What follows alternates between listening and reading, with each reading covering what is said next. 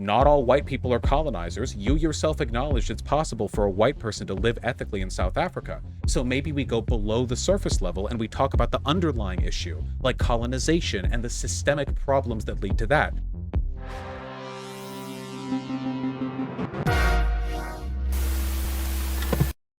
Hey, howdy. Hi. How are we doing today? Doing all right. I wasn't planning on spending my day off talking with you, but glad it's happening. Um, my friend BP, who I mentioned in my last video, had this great idea for me to make brownies, and I cut them up into little pieces. And the idea is that if there's anything that you want brownie points for, I can just take this and put this in the jar. And I figured that maybe at the end we could count all the brownie points together. Nice. No, I I remember like you that. saying that. I'm on a diet Yeah, though, like I so I remember you can't. saying under the last. I can't eat them. No, that's a shame. They're the Ghirardelli kind. So I just remember like the last video that you said that you're helping me out by platforming a content creator a 30th year size. So maybe we could start off with that for a brownie point if you wanted. Oh, well, yeah, I want as many brownie points as I can get. And yeah, isn't that how it always Awesome. works, right? It's actually something that I've been struggling with a lot recently with my channel, you know, because people will I don't mean you with this. I legitimately don't mean you, but like usually like far right types, they antagonize me because they want the attention, and the attention they get it whether or not they come off looking good in interactions with me. So it's you know, you got to be careful with the clout game. It's rough out here. It's like Game of Thrones. Yeah.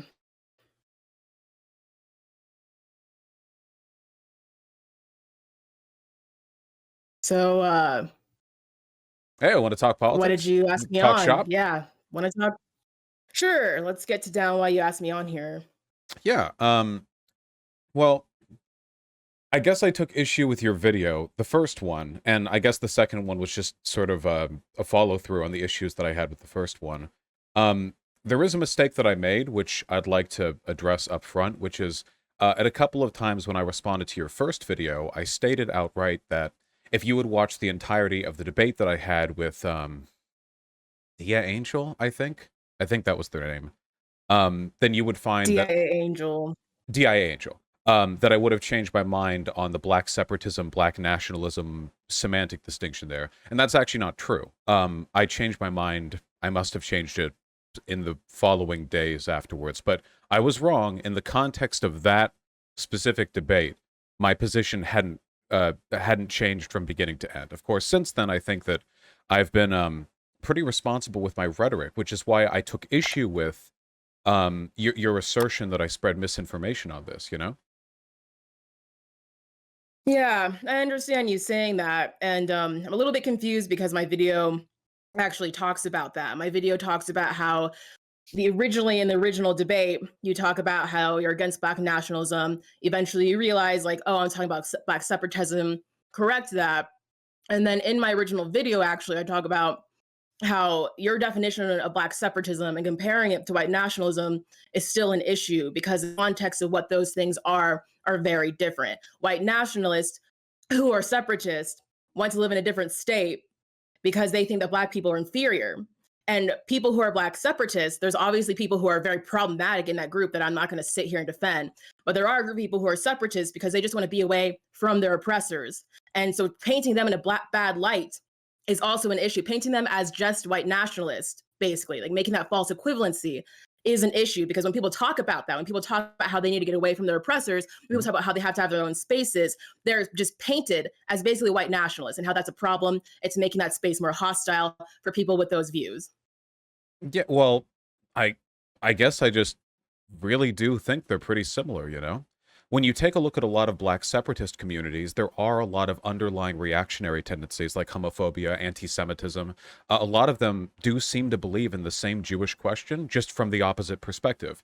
You know, Nazis think that Jewish people want to destroy white people by bringing in, you know, black and brown people. And black separatists often think that Jewish people want to destroy black people by promoting white industry at the expense of black culture. And it seems like the fundamental bones are pretty similar. And then when you get into the logistics of creating an ethno-state, there's not really any way to do that without genocide, you know? Like take South Africa, right? I mean, it's all well and good to talk about living free of your oppressors, but when you break apartheid in South Africa, there are millions of white people living in that country. Like, what do you do? Do you just like ship them all out? Do you build camps? I mean, it seems like this logic always leads down a really bad road. There's a few things in there. So one of them is that the black separatists they're talking about who are homophobic, anti-Semitic, I agree. Fuck that. I'm not gonna like sit here and be like, that's a good thing. We need to like give that space to talk. I'm not talking about those kinds of people. Um, I'm talking about the people who just want to be away from their oppressors. And then in the issue of South Africa, for example, or I guess any colonized country in Africa, like the way that people take power from their oppressors, even if it's not full on separatism, is they take the power back that's taken away from them. And then that's how they kick out the people who colonize them.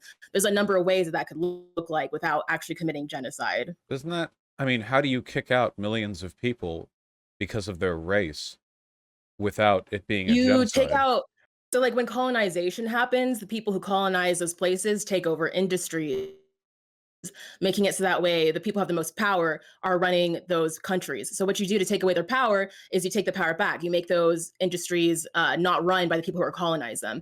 And then because they have a lack of power, those people tend to leave. That's just like one example off the top of my head. Oh, sure, sure. If you mean like reappropriating businesses and fairly distributing them, and then people of their own volition leave, that's fine. But that's not what I tend to see from like black separatists, right? They aren't like, we should have a proportional amount of industry controlled by black people in X country and then let the cards fall where they may. There's usually an explicit intent to not live with the racial groups that are associated with their oppression, which is kind of what you use in your video too, right? Like, you don't say people in colonized countries should have the right to reappropriate industry and make it democratic. You say they should have a right to determine whether they want to live with their oppressor. You're giving the state the power to deport people or kill them when that's the language you use. My point is that the people who colonize those people, if the people who are there and they live in their own country don't want to live with people who are colonized, they should have the right to determine if they want to live with those people or not. And I think that could look like a number of things. And my point is that it doesn't actually have to always look like genocide. And the way that you're painting it is just comparing it to white nationalism. And so my point is that you can critique these things. You don't have to agree with these things, but you can talk about that sentiment without calling it the same thing as white But I nationalism. And talk that's my point of the two videos. But I've talked to white nationalists, and they kind of talk exactly like how you talk. Most of them aren't bold enough to say, yeah, I want to genocide or deport all the non-white people. Usually it's like, yeah, we want to restrict immigration from X countries, and we want to pay people to leave, and we want to incentivize white power in our country. Because at the end of the day, I mean, it seems like the underlying logic here is the same, right? Whether the grievances are legitimate or not, and I want to make a clear distinction here. Black people in South Africa have been oppressed by white people. White people in America are not oppressed by Jews or whatever. So obviously, in terms of correctly identifying past modes of oppression, there's a huge difference. But the feelings of persecution are the same. Nazis do feel persecuted, and as a product of that, the language they use comes out really similar to this. We should have the right to determine a space for our people, a right to choose our homeland. So the language to me comes off really, really similar to white nationalist stuff, especially when we're dealing in like really ambiguous terms like they should have a right to live free of the oppressors. I mean, how can a person be an oppressor because of their race? Did all the millions of white people in South Africa like individually oppress all the black people there? It just seems weird to be retaliatory in that way. So it's not that every single person is necessarily an oppressor. The thing that people are talking about with racism comes down to the system that people are part of. For example, I'm adopted and my dad is white and he's a European immigrant, actually. And he might not have been a part of the people who have enslaved Black people or descendants of those people, but he's still profiting off of a racist system. And there needs to be some sort of disempowerment of those people as far as power and racist structures in order for there to be equality. So that's the point that I'm getting at. And the reason why I'm being vague is because if you look at different countries who have decolonized themselves, you have like all these different ways that those countries have gone about it. You have people who have been very violent, and you have people who have somehow done it peacefully. We're reading a book called Ujamaa, or it's called Ujamaa, but it's by Julius Nyerere, who was one of the leaders of getting rid of colonialism in Tanzania. Unfortunately, after he died, a lot of things were put in place, but he did it completely through voting, which is amazing. And we're also reading like Frantz Fanon's Wretched of the Earth.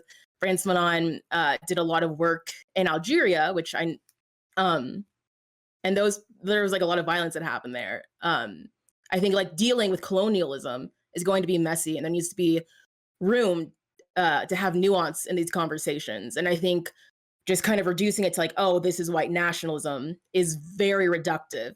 And it doesn't really give space for those people to talk about what to do. I just don't understand how you could ever morally permit any plan of action which involves the deportation of a people based on their ethnic group, you know? I don't know if that necessarily addresses any of the... That ethnic group colonized a group of people.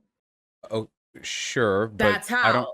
Yeah, That's and we're if we we're... disagree on that line, No, that's fine. But no, I think colonized people have the right to self-determination, what to do about the people who no, colonize I them. no, I agree that the ethnic group did indeed participate in the colonization, but I don't believe in taking blanket retribution against people for their bloodline because they're associated with the It's not bloodline. about Well, I don't yeah, agree with that it either. is. You should. It's about being away from the people who oppressed you. It's about taking your power back from the people who oppressed you. And Yeah, that's what but I'm you saying. can That do that without context makes a difference. That deportation. context should be a lens where you analyze that. I'm You sure can, some people think so. And I'm sure some people have found that they can't. You know but what I'm saying? you It's very can do different that for each without country and each context. you can do that without deportation or creating an ethno-state.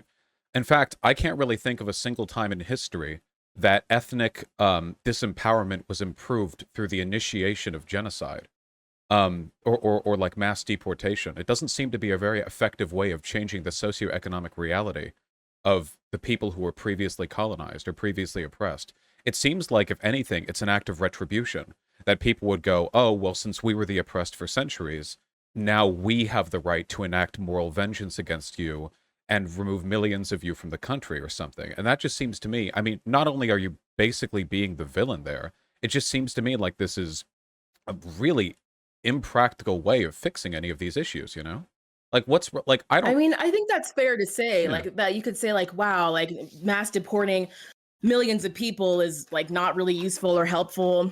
But I also think like when you look at people who are working on decolonizing, like that's not necessarily what's happening. People are just trying to like get the people who have power over them to leave. And I think in that context, that makes sense insofar as you're trying to break down a power structure. That's where I stand on it personally. If they want to leave, that's fine, but I don't think any ethnic group has any more of a right to a country than any other ethnic group.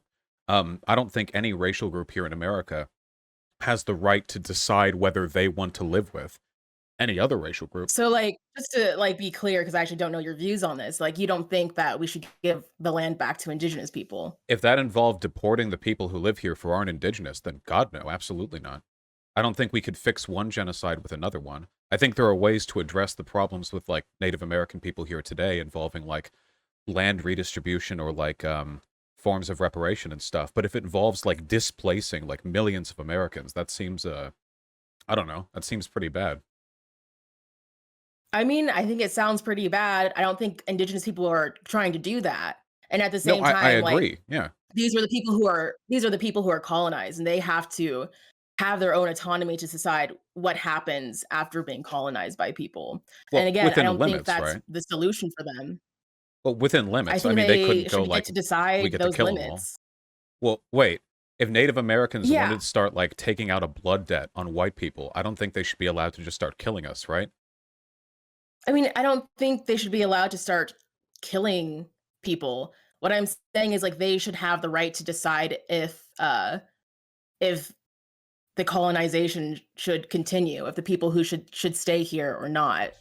What do you mean? But where's here? The whole of America? Do we deport a third of a billion people back to Europe or something? I mean, we'd cause like a worldwide catastrophe to so that what, a few million people can re-inherit the land. I like the logistics of this seem really odd to me. Shouldn't we talk about ways that you can pragmatically address these issues and not like just give massive moral leeway to people just because they're oppressed? I don't think being oppressed means that you have any more of a right to to be like a moral judge, jury, and executioner than any other member of any other group. I think the point is that it's not actually like the US's land. We're on indigenous land and they need to have their own autonomy. I highly doubt that if we gave the land back to indigenous people that they would do the same thing that white people did to them. And I think that's also like a mistake around black people. Like black people having power doesn't mean that they're going to just like start murdering white people. Yeah, White people just like want equality, or black people just want wait, equality. but I don't So have it's a like I think problem people should have. with land back. I don't have a problem with black people having power. I'm specifically saying I take issue with your claim that oppressed people have the right to determine whether or not they want to live with their oppressor. I don't think the land back movement Like is about that's kicking Europeans out. like there's so many ways that could look like besides committing mass genocide. You know, like you keep on talking about like, oh, that means that we're just going to kill people or deport people. There's just so many ways that could look like in the US, that could look like in different African countries. And I think people should have the right to determine that, to be able to talk about what to do. But I'm in favor of those things. I'm explicitly against the Okay. claim you It's like if made. you're in favor of those Well, things, what then are it's those? like What what things? really bothers me is that when people talk about this, when people even start to talk about like just, you know, how left tube is divided by race, right? Like I watched that you have with No Name and Say Andrew. This Mhm. person's just saying like, "Hey, my tweets aren't for you." You're calling this person a segregationist. That's my point. My point Yeah. is that people can't say their opinions without being called these extremes. People can't even talk about like, wow, what would it be like to live in a world where we're not around the people who are oppressing us that time all the time? What And then we you're talk doing? about this, and then we start talking about separatism as this wild extreme. And it's like there are separatism that I think is this wild extreme, but But there's also you're separatism doing where it back and forth. I Just to don't be really told. Just to think it be is, and we don't have room for this conversation. So just to be clear, I don't think you have a right to live in a world without white people or in a country without white people. You keep dancing back and forth between these 2 points. I don't think any ethnic or racial group has a right to exclude or expel other ethnic or racial groups for any reason, no matter who was the colonized or the colonizer. Now, if we're talking about other policy to redistribute power or address differences or stuff like that, then absolutely, I'm on board with that, and I spend time on my platform advocating for those things. But the problem that I had with those no-name tweets is that it was like, my cultural product isn't for white people. I think that's essentially segregationist gatekeeping. Not obviously not like, one water fountain for the other type stuff. We're not talking about state power But you here. can But understand that there's black people who want to have black spaces. Like you understand that. yeah, as long as they're not Black people like want to backed have by the black space. force of a state. Yeah. Like, Okay, well, No Name's just saying that this tweet is for white people, and you're calling that person a segregationist. That's like the kind of rhetoric I'm critiquing. well, And again, I'm not saying that you can't critique separatism, that you can't like be on board with this stuff. What I'm saying is that your content that you're making is making such extremes where people talk about how they're frustrated with white people. People talk about how like, hey, we need spaces where it was with black people. This content isn't made for white people, so your opinion isn't as relevant here. When that's happening, you're calling these people segregationists. You're comparing everyone in this box to white nationalism. And what I'm saying is that's not a fair critique. I uh, think it's okay if you're not okay with separatism. But what I'm saying is that these critiques and comparing, making these false equivalencies to white nationalism is unfair. well, I didn't Does that call. make sense? Does that I, clear things up? well, I didn't call No Name a white nationalist. I don't think. I don't remember the exact tweet thread. You said that she was a segregationist. Well, yeah, there were elements of that stuff that were pretty segregationist, I think. So like I don't have much respect for The the tweet that said the tweet that said uh this isn't for white people. That was it. That was the tweet well, I think that it you were was talking that was about. in response to some other stuff, right? Where people were criticizing something that she said and she said that it's not for white people. I need to look at the thread again, but if I remember like the general gist of stuff, the thing that bothers me is that I think that the only real difference between doing that and somebody saying this content isn't for black people is really like broader societal power. I think it's really unproductive to suggest that racism can be fixed or addressed by reifying and reflecting a lot of the exclusionary tendencies that systemic racism brings about only through the lens of the oppressed, you know? And No Name has done some stuff that I found pretty yikesy. I have to go back and look through the Twitter thread. When I was having the conversation with the person who was defending those tweets, it also feels to me sometimes like we're not really talking about justice. We're just talking about some black people don't really like being around white people, which I guess is you're right, but I don't think that's like a morally defensible political movement, you know? Like, Like, you don't understand why there are black people who don't wanna be around white I people. understand why there are Like, white people who don't want to be around black people, but I don't give them much moral credence either. I get why they want it. I just don't think that you it's can necessarily a good understand, thing. like, why people who have to deal with racist shit all the time are like, "Hey, I don't wanna be around the people who keep on making racist shit." Well, Do I understand that right? Or, like, I don't understand, I don't I think you can say like, I what want what an what's the issue with that? well, I think you can say I want an anti-racist space, but what you've just done there is essentialize racism as something only white people can express and something black people don't express. And I can tell you from my experiences online, there are a lot of black people who are pretty goddamn racist in all directions, and there are a lot of white people who aren't. If you want an anti-racist space, go for it. Godspeed. Make more of them. But when you essentialize it as like a white black thing, I think that can lead to a lot of really bad roads, you know? I just I don't understand, like, why it's wrong if a black person's like, "I'm talking to black people right now." Well, And I think a lot of white people aren't gonna get it. I mean, I just don't understand, like, how that leads to bad things when, like, that's just, like, a reality that black people are dealing with all the time, where they try to talk with white people about racism, and then, oh, they're called a white nationalist, they're called a segregation, like, you know what I'm saying? Like, your content is actually the perfect example of why it's like, yeah, we need black spaces, and if you want black people to stop needing black spaces more, then you gotta stop comparing black people to white nationalists whenever you disagree with them. You know what I'm saying? I don't every time I disagree with them. I think that's a pretty bad characterization of my position. I Sorry, think when so many times you disagree with them, my so bad. I found the tweet from Noname that I really took issue with. Do you mind if I read it? Just because we've talked about it, so I think the context is relevant. Um, Sure. Noname said, "Why are white leftists more eager to unify with radicalized communities than organizing your own people first? Unity with black people is meaningless as long as the masses of white people are indoctrinated into white supremacy and liberalism. Please don't speak to me about police." The last sentence being in reference to the That's tweet that actually she's quote not the tweeting. tweet that I'm talking about. Oh, is there a different It's tweet? not the tweet I'm talking about. How many There's a no-name tweets different do I tweet, but it's in the dislike? same there's 2. There's one in a video from earlier, I guess I can try to find it, but, Well, I'd say that tweet that I just read, though, is kind of an indicator of the behavior that I don't like. It's essentially saying, hey, white leftists, you know, you have a quota of white people you have to de-radicalize before you're allowed to interact with the black community, which seems like such pointless, unproductive, like, gatekeeping. Like, how does that improve anything with regards to racism besides like making white leftists feel more awkward and uncomfortable talking about race issues, you know? It's sorry, like I'm, like, stay in looking your for the lane, you quote. know? I don't think it's okay to say stay in your lane to black people. I don't seems like kind of a I think there is a lane that, like, white people are in. I that tweet kinda confused me because uh hold on, let me just pull it up we're because all I in one lane and it's the lane of life, you know? We're on the Autobahn. It's just one giant road. Well, I guess the Autobahn oh my has god. lanes too. We're in the lane of life. Yeah. It's like just kinda completely, like, ignores, like, the racial divides that actually exist. You know what I'm saying? It's like, wouldn't it be nice if we were all in the lane of life? But we're not. We have, W- like, all these issues that we have to deal with for us to actually be able to see each other as that. Well, by the lane, I So, don't mean like liberal colorblindness. I mean that I think that people of any race have a right to talk on any issue. I think cis people should be able to speak confidently on trans issues, white people on black people on white issues, and so on. I think that trying to it's like keep that from happening leads to a lot of really weird community gatekeeping that's just bad for our political goals.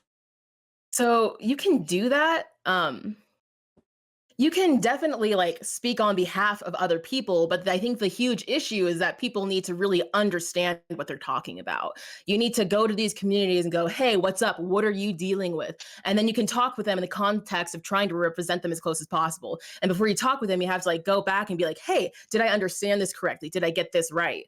That can take so much time to do. But I think people shouldn't be trying to represent anybody if they don't understand what they're talking about. That's kind of my issue. Like in the issue of like no name's tweet, for example, Mhm. like again, in this video that I watched, like you said that this person was a segregationist. But I need to It's see the like, tweet to understand the context. okay, let me find it. It's okay. I didn't mean to send you on a hunt for it or anything. I thought that I had found it. I didn't realize there were two tweets I took issue with. Out of curiosity, which Democratic primary candidate did you support back during the primaries? I voted for Biden. Oh, yeah, I voted for Biden too. Didn't want to, but, Did you know, but I what about did. the in the primaries, who'd you support before all the candidates got crunched? I really was hoping that Bernie would win, and then I also heard about some other candidates that I really liked, like Gloria LaRiva, but I didn't think that there's going to be enough people who voted for her, even though I liked her policies more than Bernie. So I still stuck with Bernie. So, right. And So this is the issue, right? Because the black community didn't side with Bernie. They sided with Biden. So would my support for Bernie back during the primaries have been an indication that I was failing to listen to the needs of the black community? Or do you think that I have like a right to, for my own reasons and my own opinions, disagree with that community to support an agenda of racial reform that's with a candidate they don't necessarily support with? You could go the same direction with like abolishing the police. A lot of the black community didn't support abolish the police. It was mostly people like us, largely online young leftist radicals who supported that. So is this an issue of us making a mistake by ignoring them? Or do you think it's okay to advocate for racial issues without necessarily deferring to the group opinion of black people? I think the issue is that you need to like listen to what people are saying. Like for example, like when I and again I define like listening as not just doing whatever people say, but seeking understanding. So like when I talk about how I vote, like wanted to vote for Bernie, I ended up voting for Biden because it was lesser two evils. There are other people out there who are like, well, if I voted for Bernie, I don't think that would make a difference. And when I first hear that, I'm like, that's really wild because you know, like Bernie has sparked this socialist movement in America. Even though he's not a true socialist, he got a lot of people interested in it. Who's a very inspiring person. And then when I hear people talk about like why they don't like Bernie, it's usually a lot of black people who grew up really poor, and it's black people who are really mad at Bernie for like signing the bill on super predators, even though he wasn't the only one a part of that. But that lot people lost so much hope in this person, and people are like, listen, at the end of the day, whoever we vote in, the structure of that we're voting into is still a white supremacist structure. So we need to figure out how to fight this system just by trying to vote for less of the two evils. And I think there's space to have that conversation and still maybe vote for Biden, for example, because he's a lesser two evils. Like we don't have to just have like one or the other. There needs to be space for that conversation to have. Because when I listen to black people, especially black people who grew up poor, who are like, I don't like Bernie, even though my initial reaction is like, wow, I love Bernie. What's wrong? Like when I hear why they don't like Bernie, I'm like, wow, you really have been fucked over by this person. And that makes sense. So maybe we should talk more about how to fight this system by instead of just voting for the lesser of two evils. And that conversation can't even take place because the people who are saying vote for the lesser of two evils are like, shut the fuck up. And that's an issue. No, I agree it's important to be able to have that conversation, but what you're talking about right now is what you do when you disagree with the black community. And I guess that's kind of my question, right? Because what happens if I disagree with the community you're telling me to defer to? I see this a lot from people on the left I disagree with, that if I say something they don't like, they tell me to, well, you should listen to black people, you should listen to trans people. But you said earlier, you think it's okay for white people to speak on behalf of black people. I am not speaking on behalf of anyone with any of my positions. When I speak in favor of trans rights, I am not speaking on behalf of trans people, only my own opinions. They could all disagree with me and I'd still say what I say. I don't care if every one of them disagrees with me. I believe what I believe is right, not because they tell me to, but because I've argued it and I've thought about these positions, and I try to arrive at whatever I think I can best defend. So it's sometimes it's a bit odd to me. It's almost like we prioritize a sort of in-group deference to the opinions of minorities over the ability to actually formulate and defend an argument. And then like you get people who exploit that on the right. Blair White, who when I debated her said she thought it was odd that a cis man would be critiquing her for transphobia, or Candace Owens, who calls everything that breathes at her racist. There are people who exploit this like liberal identity politic tendency in a way that I think makes it really difficult for us to make our arguments. Yeah, I think the thing is that you need to make sure that like the people that you're representing, like let's say like there's like disagreements or something. They're all obviously like no one's a monolith. There's gonna be people who have all these different views. At first, I think it's still important to try to understand like why are there all these people with different views in these communities. And then secondly, if there's someone where like, okay, I'm like really standing with you, I think you need to really understand like why they're saying what they're saying and then run it by them before before saying more than that. And then if people critique you, for example, try to actually really understand why they're critiquing you instead of just calling them like a white nationalist or something or a segregationist. Well, You know what I'm saying? what if that's Like what I that looks think though? I really mean, different than what's happening right now. oh, what if If that's that's what I what you think? think, Yeah. it seems extremely ignorant to start calling people segregationists. Like you literally said that St. Andrew wanted to start a race war. It's like, come on, St. Andrew. I'd need the Like, I just need the don't context to say know. that shit then. Well, It what was in the same video as the Noname thing, and I found the Noname tweet where he called her a segregationist. The tweet is, "Why do white people follow my every move? This shit is not for you." And then you were like, "Well, I'm not a segregationist like this person." I'm just like, I guess I just think don't that do stuff that is for really starters. Just don't do that. I guess I just Just think that try to stuff is understand. really weird, especially as a big public figure, to be a really huge public figure and then for what seems to me like no reason at all, like why make it a race thing? Like you can make it a It is racism a thing. race. No, It's no, already a race it's thing. a What do you race mean? Make it a race it's a thing. It racism is thing. one. If there's racism, you can call out racism without like being like, oh, this isn't for this racial group. Like now I admit I engage in language here sometimes that's a bit irresponsible. I make plenty of jokes What about is the difference between saying this isn't for this racial group or this isn't for white people? What's the difference? I don't. Can you explain that? well, I mean, if you want to be super like nuanced about it, you could talk about how there are elements of the Black experience that are carried through in her work, and a lot of white people aren't necessarily familiar with them, so they might not be able to pick up on some of the elements of her art. I think not only is that totally defensible, I think it's more understandable. But if you want it to be sort of like a punchy tweet, I think you can just say a lot of people not understanding the Black experience in my art. Maybe it's not for you or something. But when you're calling out white people Why can't specifically, you just say it's not for white people? Like, why is that? Why is that okay? because Being like, oh, there's people who don't understand this, but just saying like this isn't for white people. Why is that like a hill to die on? I don't understand. because it's racist. I don't think being an oppressor or the oppressed makes that type of behavior any more justifiable morally. Now, it is more harmful, and I want to be clear on this. It's absolutely more So like, it would harmful be when oppressor better. groups do this. I'm not denying But that. If like a would it white be person, better if no names said that it's better? Like this is for not for most white people, so that wouldn't have been racist. Saying it's not for white people is racist.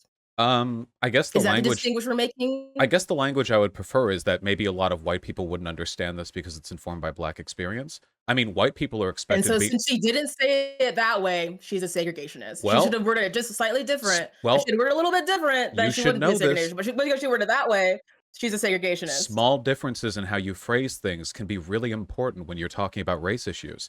How many white people, like white comedians or politicians or whatever, have said statements that are basically the same, but one of them gets you canceled and one doesn't?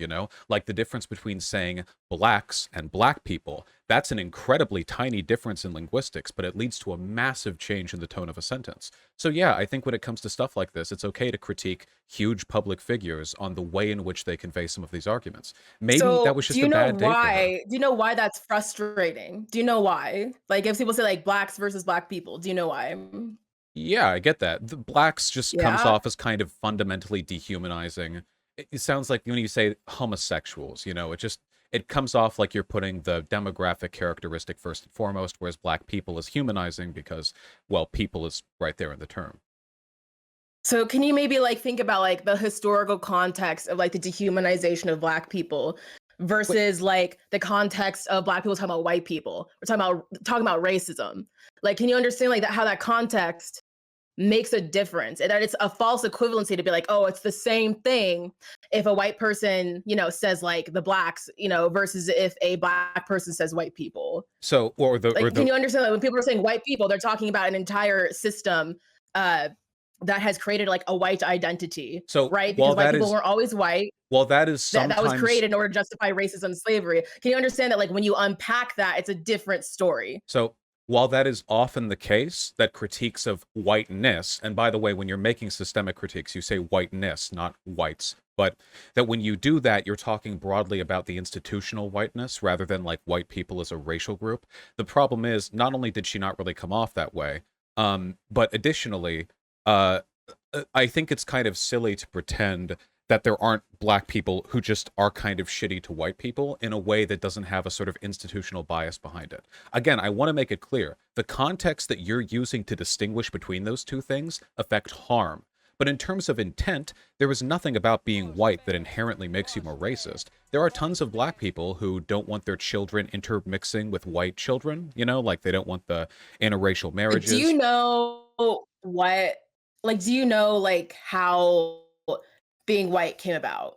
Because you're saying that there's, like, nothing inherently racist about being white. Do you know how being About white came the about? race of being white. Whiteness is a Right. I wish you'd not Can you no, patronize like, me. just, like, the construction of I wish you'd not patronize me. oh, I'm a okay, I'm sorry, I sociology won't major. patronize I you. know. I will just weren't you okay, just to clear it up, someone said that you were, like, a criminology major?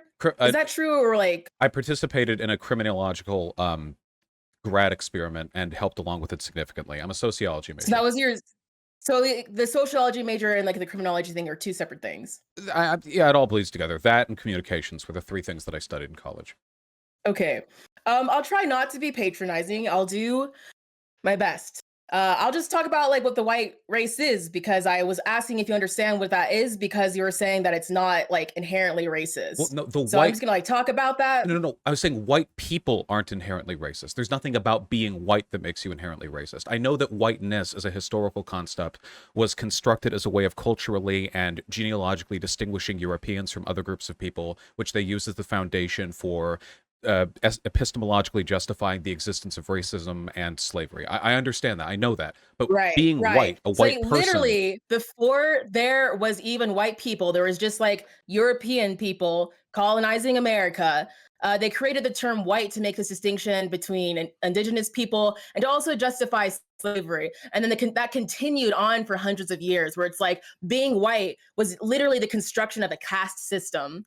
So it's like that continued. So historically, yes, being white comes with all these racial issues, well, and we but want to get to the point where we deal with those racial issues so that way we all really can be just people. no, I agree with that. I'm Is just that saying that okay? Or is that like, well, I wasn't gatekeeping any of the things you said behind academic jargon. You don't need to ask me if it's okay. Look, I'm just saying I don't think that am I being racist. gatekeeping stuff behind academic? This is because critical race theory. This is why it's fucked up that it's banned because you all need to read some critical race theory. Okay, it wouldn't be academic jargon if you all just like listened and read a little bit. I've read it. I read it extensively before my debate with Charlie Kirk. I probably know a good deal about it relative to the average person.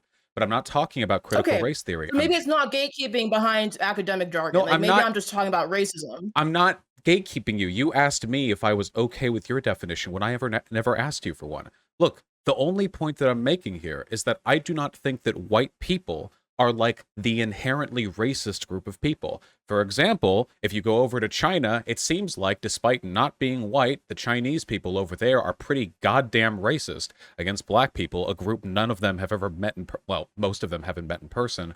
Over here in America, I think Why that is that? well, I think a lot of it has to do with the cultural context you're raised in. China's an authoritarian country, and they're also pretty rabidly xenophobic. Over here in America, there are a lot of black people that are racist against white people. I don't think that racism carries the same Like weight a or huge harm. part of the world being racist towards black people comes from American media Yeah, directly. yeah, I know.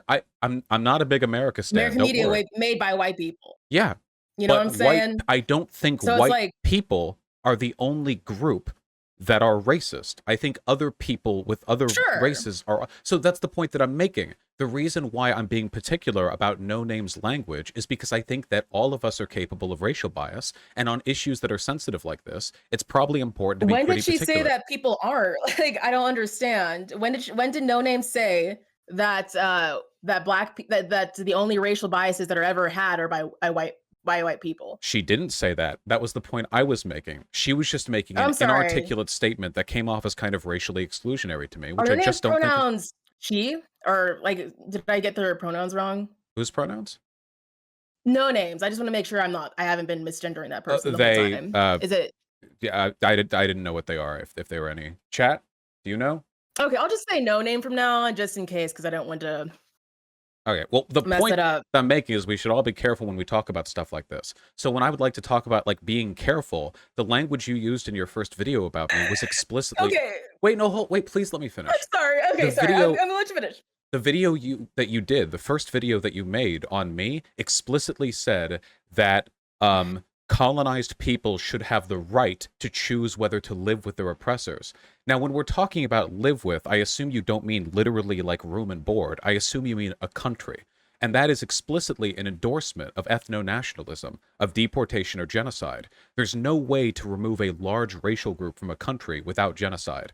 There's just no way around it. You can't, like, That's just not true. Like literally, I just gave examples of people in Africa who, like in Kenya, for example, like the way they got colonized people out is they retook the businesses that colonized people took.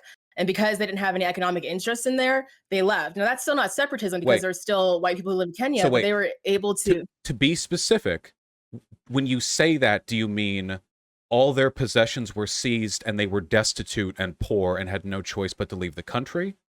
Because if that's No, it the was case, businesses. well, depending on how much of the business you seize, you can end up reappropriating the entire economic foundation of an ethnic group, which is what we've done to black people plenty of times in this country. So I know it works well at discouraging people from continuing to live in that area. This is fundamentally like, I just, the idea of using state power to So, like, what do you retaliate want? against a What did you race. want Kenyans? What did you want Kenyans to do? Because like they didn't commit like mass genocide. They like kicked people out by like being like, "Hey, the stuff that you took from us, we're gonna take back." And now they don't have any power. A lot of people got out. Like that's kind of ideal to me. It's like, what do you want colonized people to do? Like, be like, "Hey, you know what? You guys fucked us over. We're just gonna let you have the power that you still have." Like, what would you? What would you do? So I don't know that much about the specifics of Kenya in this case. Without knowing more, I wouldn't be able to give like a really strong prescriptive solution here. But what you're talking about, if I'm reading you correctly, this might not actually be the case, but it seems like the way of discouraging white people from living there was economic retaliation, seizing properties owned by a given racial group so that they would have to like leave the country. And I don't necessarily Yeah, know if that's, that they already took but who's from they? that group. Every individual or The that people, race? Britain colonized Kenya. Britain's a country, but possessions were taken from people. You see the difference, right? You're doing the thing again. You're essentializing racial groups as a single homogenous block of people from which all harm done and all harm done to are equivocable. Racial groups are made up of millions and millions of people. Some of the people there were probably fine anti-racists. Many of them probably weren't. You can't know. These broader attacks saying you're taking it back from the people who took it to you, that's really weird to me, right? Like, at the end of the Why? Civil Okay, so War, why is it weird that literally this place was colonized, and then the people who were the colonized people, like, we're gonna take our power back, so they took their power back. Like that's what, where but that take ends. your There, it's power not just like back this is arbitrary, like the what's I economic don't know what power. that means by take your power back. Do we mean specifically target one racial group to reappropriate their resources at the exclusion of others? If that's the case, that seemed kind of bad, right? Because you're targeting a racial group for economic reappropriation. After the Civil Like War one ended, example that I know of, I'm not an expert on Kenya or anything, but one thing that I know of is that people like bought out farms, for example, and then in the most and like the most fertile lands, it was owned by British colonialism. And then when Kenyans ended that, they took back that land. This is a specific example. sure. So it's So like I don't see why that's like I don't see why people taking their land back is just like we can't even talk about that. And that's kind of every my time issue is that there's like all these colonized people dealing with colonialism and it's messy. There's a lot to critique about it. There's a lot of good things in there, but we need to be able to talk about it without literally trying to compare these people to white So every nationalists. time That's you really all say my point. their land or taking it back from the colonizers, I wince because what you're doing is you're taking harm done to a racial group and assigning it moral validity by addressing them as though they had individually committed the crimes you're associating them with, you know? And I had a grievous issue with that. The I point don't know is the that their specifics land is about Kenya. colonized and they need to get rid of the colonizers. Okay, but It what is you're at that point, it doesn't matter like it does it doesn't matter. matter if like they're like the original people who did it. The point is that it's still being It colonized. And the people who are colonized absolutely are still matters. dealing with colonialism. And those people need to get the colonists out. Do So you it's think like the Native they Americans I'm should be sure they're able nice people. Do you think the Native Americans should be able to seize the entirety of the United States of America because this was originally their I land? think I honestly think that we should just give the land back to indigenous people. And I bet you What they're is the not gonna kick us land? all out. What, What is the land? what you mean the Land's made of entirety of the United dirt. States of America, the largest and most powerful country on earth? You want to get you just the whole thing You want to, do we still keep our democracy? Do the 330 million people in this country just suddenly now live under however reservations are governed? How do they organize that? Who gets which pieces of land? Do, I do don't we, think I'm the person to ask. I think you should ask indigenous people. I think if I asked them, I think they would kind of laugh at the question because I don't think this is on the table or anyone would take it seriously. I think indigenous people would think it's I mean, I don't know, I don't wanna speak for them, but I don't think they would laugh at getting their land back. Well, land back is Like, defensible, some I parts don't of land, but the entirety of America? I don't think there are enough indigenous people left in America to even fill the space. I mean, you know, because most of them died and maybe everything. We not. could just like take I everything. kinda think that's up to indigenous people, though. What? I don't wanna, like, Why? misspeak, so I'm not gonna because they were Do colonized. you think being the victim Because, of like, we're oppression living on means you can? colonized land because indigenous people are still trying to get much of their land back, and I think a lot of indigenous people don't necessarily want all of their land back either, and again, that's what I'm saying, is, like, it's up to these people to determine because it's actually theirs, and I think a lot of indigenous people don't wanna do what white How people is did it to them. I think a lot of theirs? them were like, "We just want this certain amount of land back O- because we've been put on reservations." Out of, yeah, out of curiosity, do you support Israel because that territory was originally theirs? Israel's a lot more complicated than that territory originally being there. Like, there's, Is it like, more complicated, or are you multi-ethnic just on the people different living end of that particular political question? there's, like, a multiple it was, like, a multi-ethnic place of, like, different people groups living And so, there. wait, and to be fair, so were the Americas. It's not like one tribe ruled America. The tribes that ruled the Americas before we came No, here there's a bunch of conquered different other tribes, yeah, there's a tribes bunch of different groups of beforehand. people. So, does America belong to the tribe that owned it last, or the first tribes that we can ever anthropologically determine control the territory?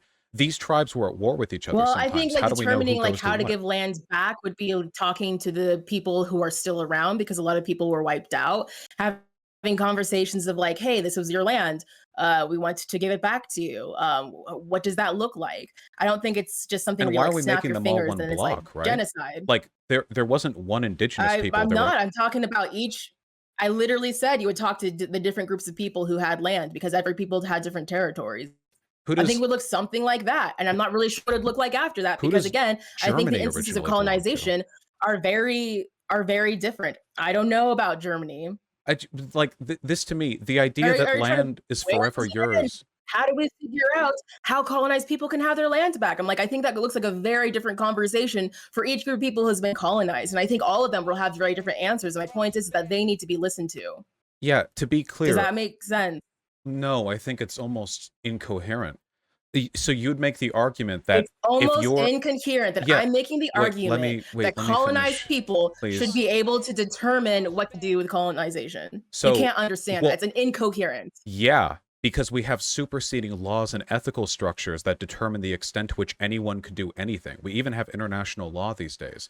So you have explicitly argued for ethno-states over the course of this discussion. I don't think an oppressed or colonized group has the right to build an ethno-state. I don't think that Saudi Arabia has a right to treat women the way they do just because they're an autonomous nation. I don't think Israel has a right to reclaim its territory just because 4,000 years ago they controlled that land. And I don't think the entirety of the United States of America should be ceded to the shattered, fragmented remains of what was once thousands of tribes that crossed the entire dual continents. I think that like subjects and on like the discussion of ethics on this is way more complicated. And when you reduce it down to the colonized That's get what to I'm not decide, oh my god, well, that's but what when I'm you, no, saying. no, but your answer is the colonized get to decide. And I'm saying that is too simplistic. And not only is that more simplistic, that also implicitly defends a lot of really bad behavior potentially. Which is why in your video you said that the oppressed have a right to determine whether they would continue to live with their oppressors. And we know when you said that you didn't just mean buying out properties that were colonized so that the people left of their own volition. We know it doesn't end with that. When state power is turned towards ethnically There's exclusionary so behavior, many different endings though. Like if you look at colonized countries in Africa, there's so many different endings. And at the end of the day, I'm glad that those people are being decolonized. but can't we decolonize without discriminating against another racial or ethnic group? It's not discrimination if you're literally just trying to take your power back. Wait, Discrimination it would be oppressing absolutely can people. be. Wait, by taking your power back, you mean selectively stripping power from another ethnic group. The That's people who taking colonized you. yeah. The ethnic group that colonized you. You That, see, keep that context is a little important, right? no, it to this it functionally isn't. You keep essentially implying that it's okay to engage in retribution. If you've been colonized, you have the It's right. not retribution. It's literally trying to have your own self-determination. That's what it is. That's That's the what white context of what I'm talking nationalists about. ask for, right there. Self-determination is the dog whistle that they use when talking about ethno-states. This is what But I they're talking mean about about it. self-determination in the context of other people being inferior inherently. They're talking about self-determination in the context of wanting to have their own state because they're looking down on other people, Haven't you listened to right? Richard People who are Spencer? oppressed talking. I've heard of plenty of Richard Richard Spencer. Spencer doesn't People who think are the other races oppressed are need to inferior. He have their just own thinks that self-determination. And the reason why they're oppressed is because they don't have their own self-determination. The reason why I'm using that term is because it looks so different in every country. And I think people need to have the space to talk about that and to figure it out without being called a white so nationalist. again, I don't have a problem with talking about it. It's just a lot of your Like language you're comes off. Wait, can we literally doing please it right now. wait, You're hold like, on. you're I'm a white literally nationalist. I'm literally talking about it right now, Richard but Spencer said this and hold that. on, It's like, please. I know. So when you're saying we have a right to discriminate against this racial group to preserve the self-determination of our people, yeah, that does sound a little white nationalisty. So you'll have to forgive me for It's drawing not that. to preserve. It's Please, not just to preserve the please. self-determination. Okay, sorry. Go on. Go Okay. ahead. Go on. I do not think that the road to decolonization and the road to ethnic discrimination are necessarily the same roads. I think you can decolonize a place without using it to justify racially exclusionary behavior, which is the reason, which is, by the way, by definition, what black separatism is. If it wasn't black separatism, if it wasn't racially exclusionary, then you could just say, we want to build a democracy and make sure power is equally distributed among the people. But that's not what you're talking about. You're talking about discouraging, and that's a very generous term, by the way, one racial group from continuing to live in your society. And it never just ends, by the way, at, we bought out their territory and they just leave. When a colonizing Yes, it group, does. when a This literally colonizing happened when a in colonizing Kenya. group lives They in a got the white people out and they were like, good. They got the people who colonized them out and they were like, great. do you think it's That's where interesting it that you stopped. referred to them as white people before you referred to them as colonizers? It speaks to your priorities somewhat. No, because white people have what? Who are the colonizers in this world? Yeah, there are other people who have done it, but look at Are all all the the white places that have been people colonized: are all Africa, the white people India, colonizers? America. Are all the white No, people they're colonizers in white Kenya? people are a part of colonialism. Wait, The colonizers are you're white doing it people. again. Wait, hold on. So are all the white people in South Africa colonizers? Gosh, I am so sorry that I misspoke. I meant the white colonizers. I didn't mean to say all white people. My bad. Oops, I guess I'm a racist. It is, well, it is an interesting term of phrase. It'd be pretty big difference for, it'd be a difference, for example, like how you I think it's refer to interesting that you criminality. don't get why people people refer to white people as colonizers when white people are the ones colonizing the world. I I think that's think, interesting that you generally don't get that. speaking, the people who are, no, I do get it. I just think it makes you insufferable and sociologically ignorant. Now, I'll ask you again, when it comes to Okay. South Africa, what do you think of the 6 million white people who live in that country? Do you think the black people, who are by far the majority, have a right to remove the white population? I personally don't think that would be a good idea, but I do think Do they have a that right it's to? up to um yeah, I think so. I think they have the right to discuss what to do about that. And if I that see. means that they have to remove the people, then I think that they would have a right to do that. But I think that would be really harsh. And I think that they're not even going to do that. Out of curiosity, do you know how many Jews died in the Holocaust? I think 6 million. Do you know what Hitler tried to do with them before the Holocaust began?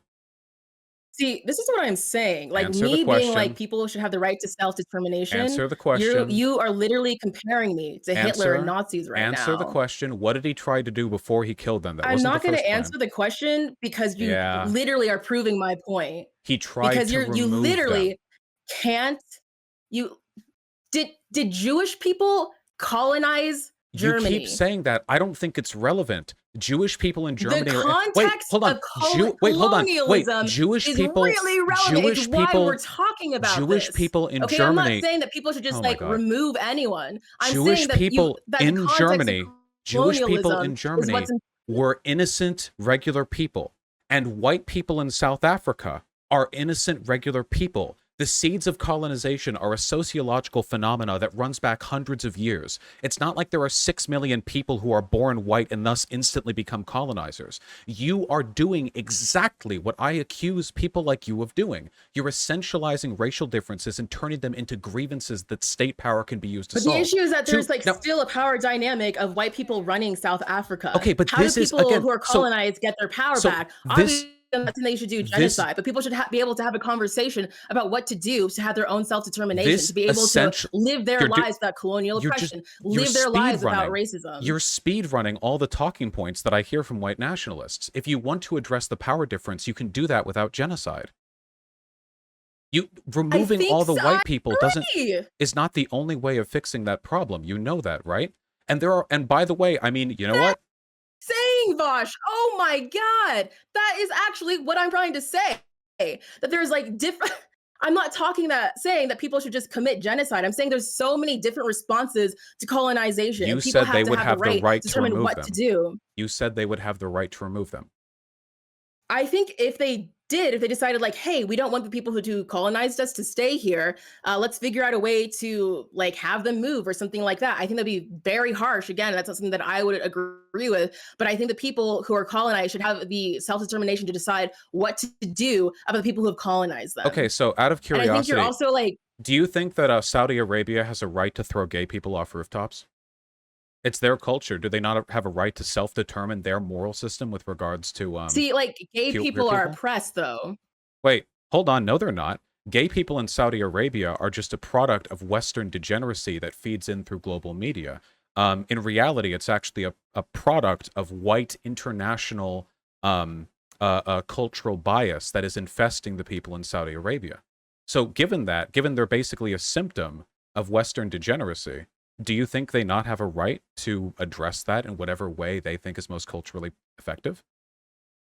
I think that's not really what we're Your talking about, arguments because are used by every tyrannical group around the world. what I'm talking about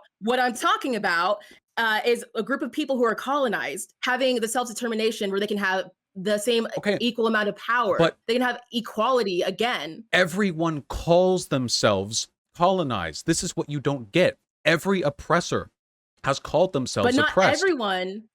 not everyone is colonized though. That it Like you doesn't can look matter. at the What historical you're record saying, and determine who's colonized what or you're not. saying, Like people are going to say stuff and then there's history. There's things that actually happened.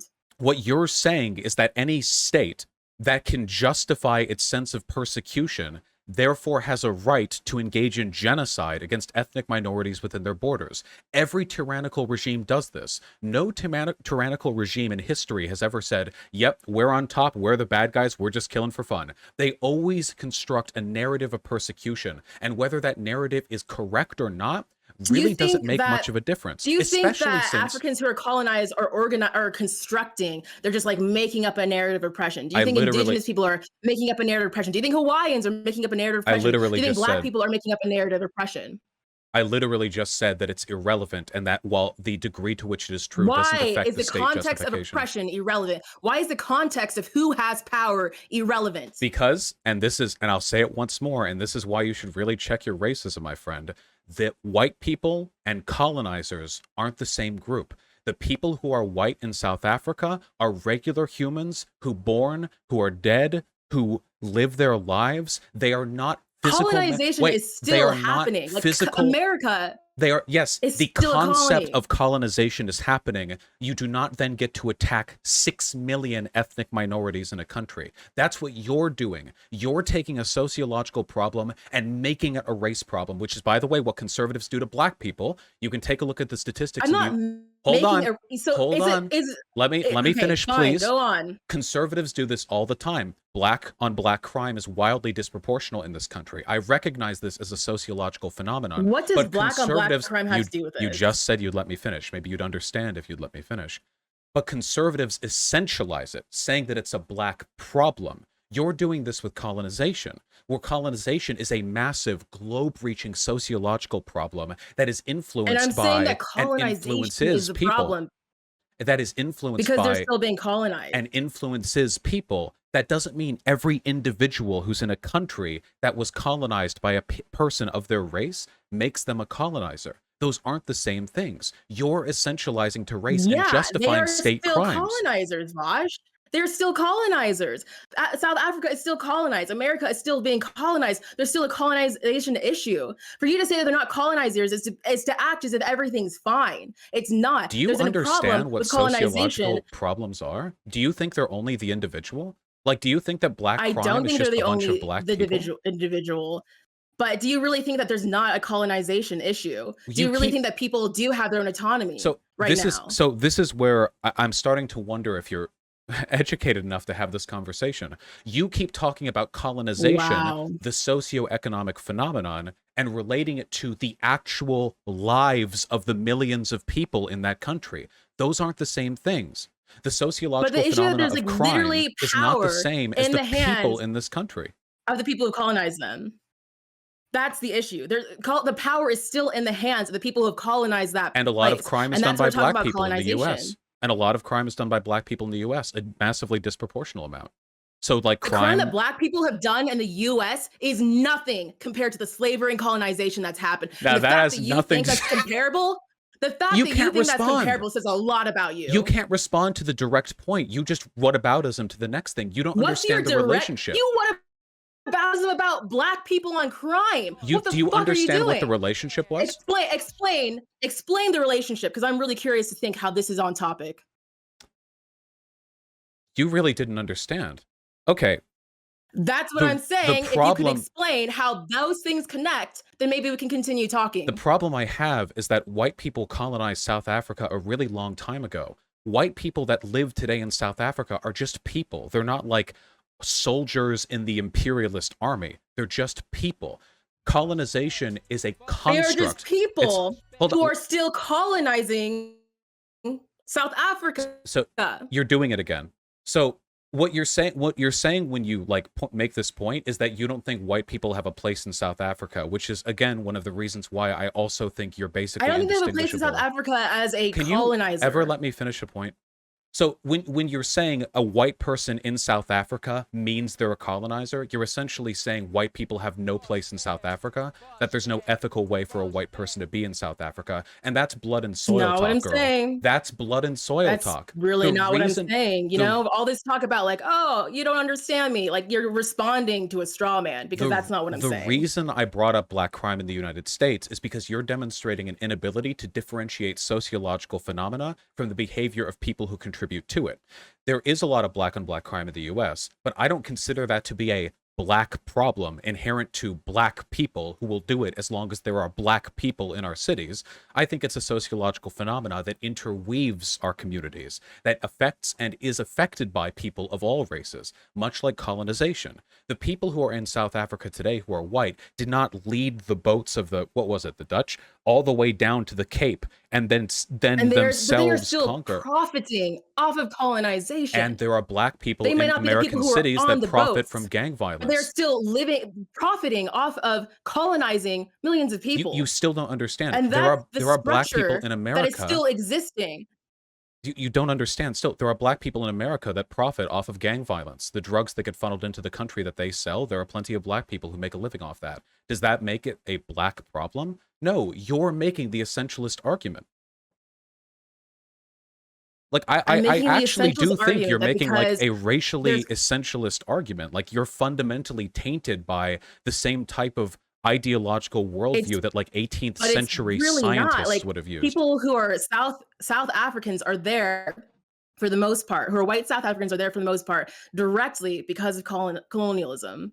What is that? And So that's so still an issue. 300 years ago their dad showed up and they were born 18 generations later and that means they're a And they're colonizer? still profiting off of colonialism. They're still What creating racist structures. Like a- apartheid ended like are there what? Like a are year there not after I was black born, there are and black you people. think that like racism mysteriously just like ended and all the I colonialist never structures is said that. ended? That's what Wait, they're still dealing with, and that's why I'm saying that South Africans have to still figure out what to do about colonization I never said because they do. racism It's still just there. ended. You don't. seem to be following what I'm talking about. There are black people in South Africa who also profit off of the colonization that took place. It's not like the system that was built exclusively was built to the benefit of white people. There were superstructures formed where the black majority population would find ways to leech wealth from that system too. Colonization is But complicated. they were like leeching off profits of colonization off of a system that, for the most part, disproportionately affects Black people. And that system is still running today. The And colonization didn't stop. And I and don't now think and you get now that actually. and now I there are don't think you white people. understand that just because colonization happened a few hundred years ago means that it's over, means I that white people didn't still are say it was participating in it. over. Because white people are still participating in it. And what I'm saying is that people need to have their own self determination to figure out how to end it and Can have I their own can autonomy. I ask you a direct question? Have I at any point during this conversation said colonization and racism are over in South Africa? Have I said that at any point during this conversation? You did try to actually say I that it never. happened, that colonization happened a bit ago, and that I can't somehow break apart the fact that the colonization happened and that white people aren't literally I colonizers. encourage you Because what to I'm saying review is this that they're VOD. still profiting off of I colonization. encourage you to review this VOD. I have never said anything of the sort. The point that I'm making is that the moral culpability of the act of colonization is not one which is currently being borne by the majority of white South Africans. I'll ask you another direct question. Do you But the think thing is, it's those possible people are for not trying to dismantle the powers of do you think those colonization. 6 million people, you know that? Have you talked to them or are you making a group generalization about a race again? I'll ask Oh, you I'm another sorry. Most of the people are not trying to dismantle the powers of I'll colonization. ask you another question. Do you think it's possible for a white person to live ethically in South Africa? Yeah, I already actually said that. How would they do so? I think they can live there ethically by, this is just my thoughts on it. I'm not South African, so I don't want to speak for South African people. But I think that if they lived there, tried to also fight against the racist structures that are still in place, tried to fight against colonialism, try to give back to Black communities, I think that would be an ethical way to live there. Okay. So what if they did that and then the state tried to deport them anyway? You've called them a colonizer, by the way. You've said that the white people in South Africa are a colonizer. You don't know how many of them are already doing that. You have no goddamn idea. But you painted the whole racial group as existing current colonizers anyway, which implicitly suggests they're not capable of living there ethically.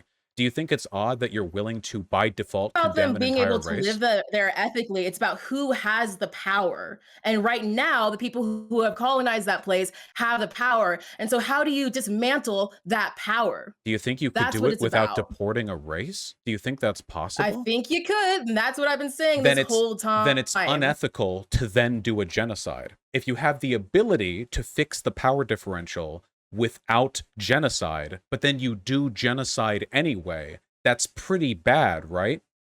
I would say so, yeah.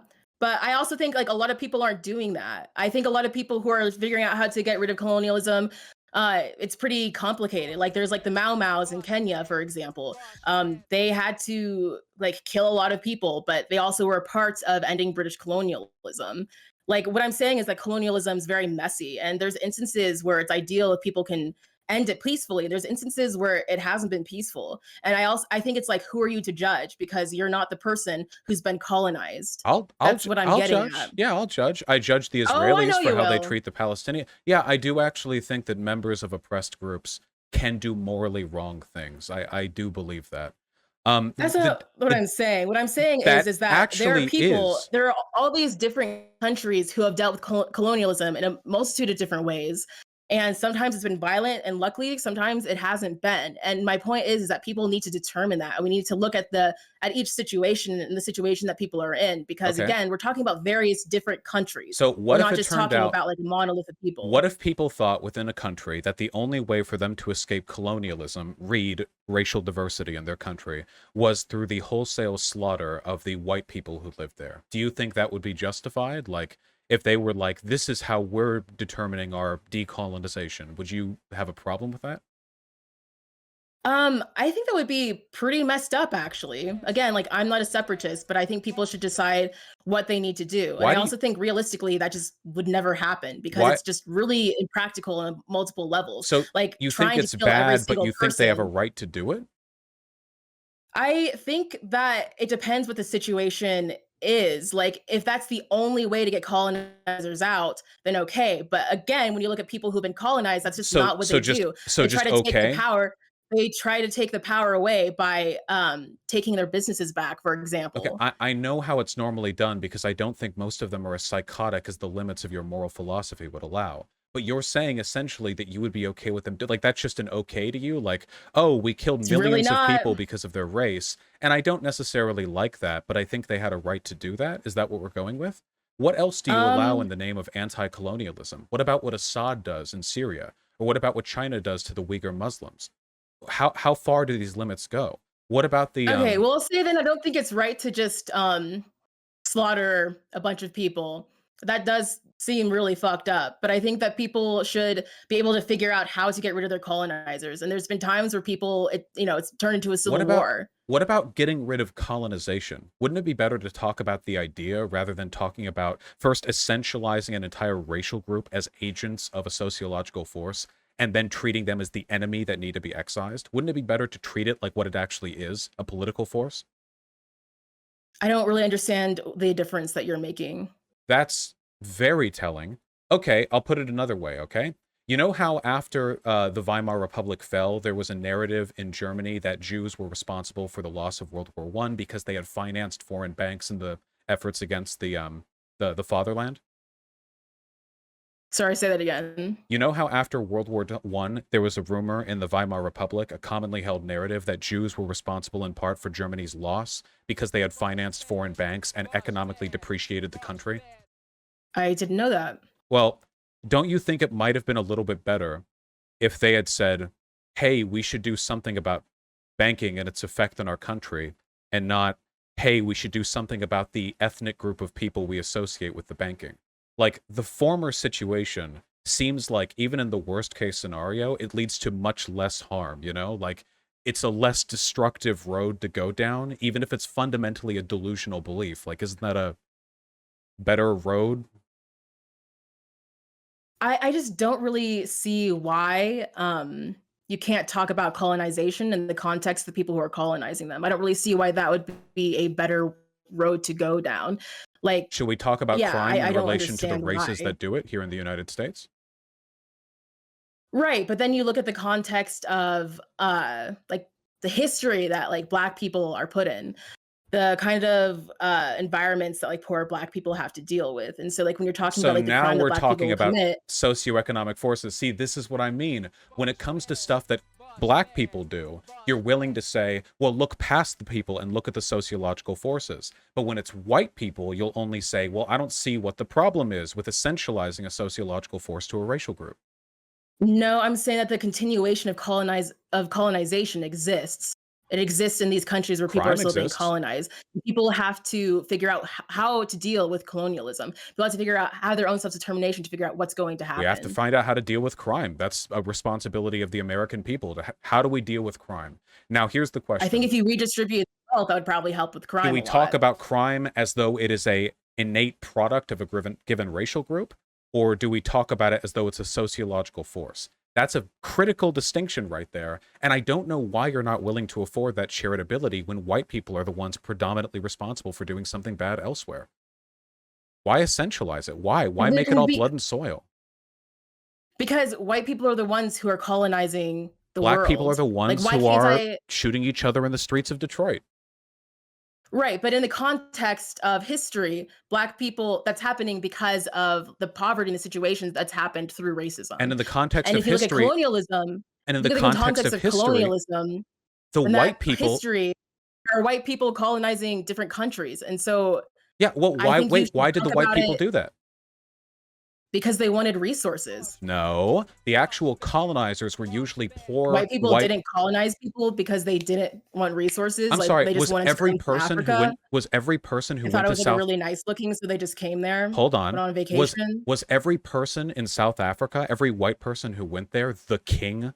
No. Most of them were poor feudal serfs who joined the military because they got nothing more than a bowl of soup and a loaf of bread every I day. just And in the don't understand, like, why we're stuck. hold on, and in the service of their lord's army, they were sent out on a transoceanic a journey to enforce the monarchical will of their king, often at pain of death if they failed to. There were many mutinies. There were plenty of people who killed each other because they weren't willing to or want to do the stuff they ended up being forced to do. So actually, the white people who colonized were just products of the sociological context of where they came from. You could do this forever. No group is more inherently evil than any other group. If you run it back far enough, everyone does bad things because they were put under circumstances that leads to that. So you're not Right. But the willing to state afford that gave charitability. white people the socioeconomic power to oppress Black people, and white people still participate in that. And black I don't people in inner understand. cities kill and menace lots of people with crime. Right, but this is an issue of who has the power. Like, why do Black people commit crime? Why It do has to white do people with the colonize? situations of poverty. White people colonized because they wanted more resources, not Who's because they needed more they? The resources. king? Who do you think got those resources? Every soldier who was sent there?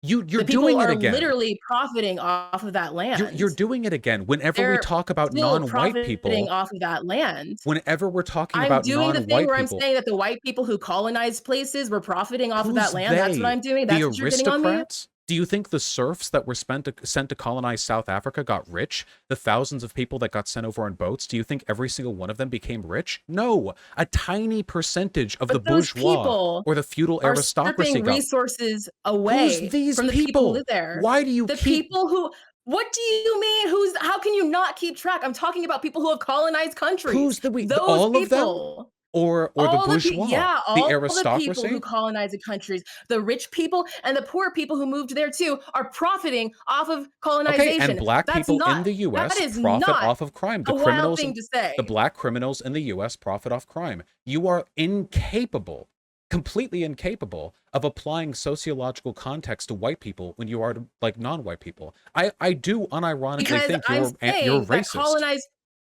okay, I know that you think I'm racist. I already talked about it in my video.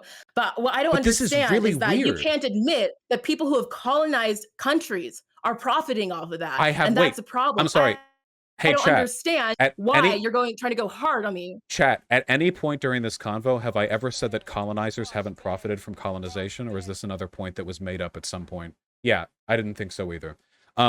No, the argument I'm If you can making, understand that, then maybe you can try to understand why people who are colonized still need to attack the system of colonialism. we're The not system is talking, still there, we're and that's not, what I'm hey, getting at. I'm all That's what for I'm talking attacking about. the I don't system. understand what you're talking about. I know you don't. I am all for attacking the system of colonialism. I am against essentializing it as a product of a given racial group. This is a one-to-one So comparison that you don't seem to even understand. though so much of Europe colonized Africa, you can't think of that as an issue of a racial group. I mean, can you think of black crime as like an issue of a racial group here in the US? It is demographically like a racial It's an issue. issue of racism, which is Oh, caused by white people. wait, So in okay. those Well, oh, terms, yes. see, hold on. So in that case, even though black people are responsible for a disproportionate amount of violent crime in the US, you're willing to say it's not the race, it's the system of racism. But then when it comes to Caused by white but then people, yeah. when it comes to colonialism, you'll say, no, what's wrong with just saying white people are all the colonizers? You say you're fighting colonialism, but you're not. You're just This is fighting, what we're stuck on. You're hold stuck on. on that. I'm saying that You're just fighting that white people. colonized people. I honestly don't think you give a fuck about the colonized. I just think that you're enacting some kind of petty revenge fantasy where you know that you've been the victim of racism your whole life, and it gives you like, I don't know, what, some So your satisfaction of issue reciprocating is it? that I am saying This is that a white direct people one-to-one are comparison that you colonizers, can't. and you want me to say that it's just like the kings and queens who are colonizers. Is that the issue? I didn't say it was the kings and queens who were colonizers. You kept saying So they you have an wanted to get issue though of me wealthy. saying that white people are colonizers. Can you help me understand? Okay, Help me do you understand why think that's the issue. do you think black people are criminals?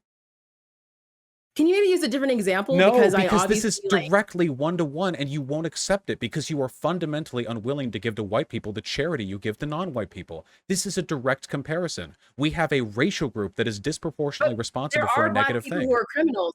And there are white people who are colonizers. So, like, Yeah. I don't understand the So point maybe that we you're should. making So here. okay. So there are black people who are criminals. Would you be okay with me saying stuff like crime is a black problem in the United States? We need to deal with black people and their crime. Well, Do you think? what's the cause? What is the root Okay, cause that's of these good. That's issues? a What's good the question. cause of colonization? That's a good What's the question. cause of crime? So wait, so you ask what is the cause, and then you get to talking about the real issues below the surface level, like racism and economic deprivation and inequality. I agree with that completely.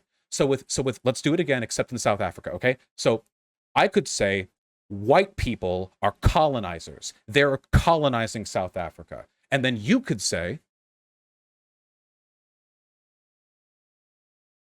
What would I say? the issue is colonization. There are white people, and they are the group of people most responsible for colonization. But not all white people are colonizers. You yourself acknowledged it's possible for a white person to live ethically in South Africa. So maybe we go below the surface level and we talk about the underlying issue, like colonization and the systemic problems that lead to that, which are not, by the way, white people being bad. The systemic problems that led to that, when it happened back in the day, was European colonialism, and before that, an asymmetric distribution of technological development, and before that, you Right. go to the root of feudalism itself. There's always broader context, but let's not essentialize it as a race thing. Right, but the issue is that white people, even if they came to South Africa later on, are still benefiting off of colonialism. But there are black people who benefit And from then white people crime. don't wanna give up their power, but black people, benefiting from crime is not an example of black people having power. White people gaining from colonialism is an issue of a power imbalance.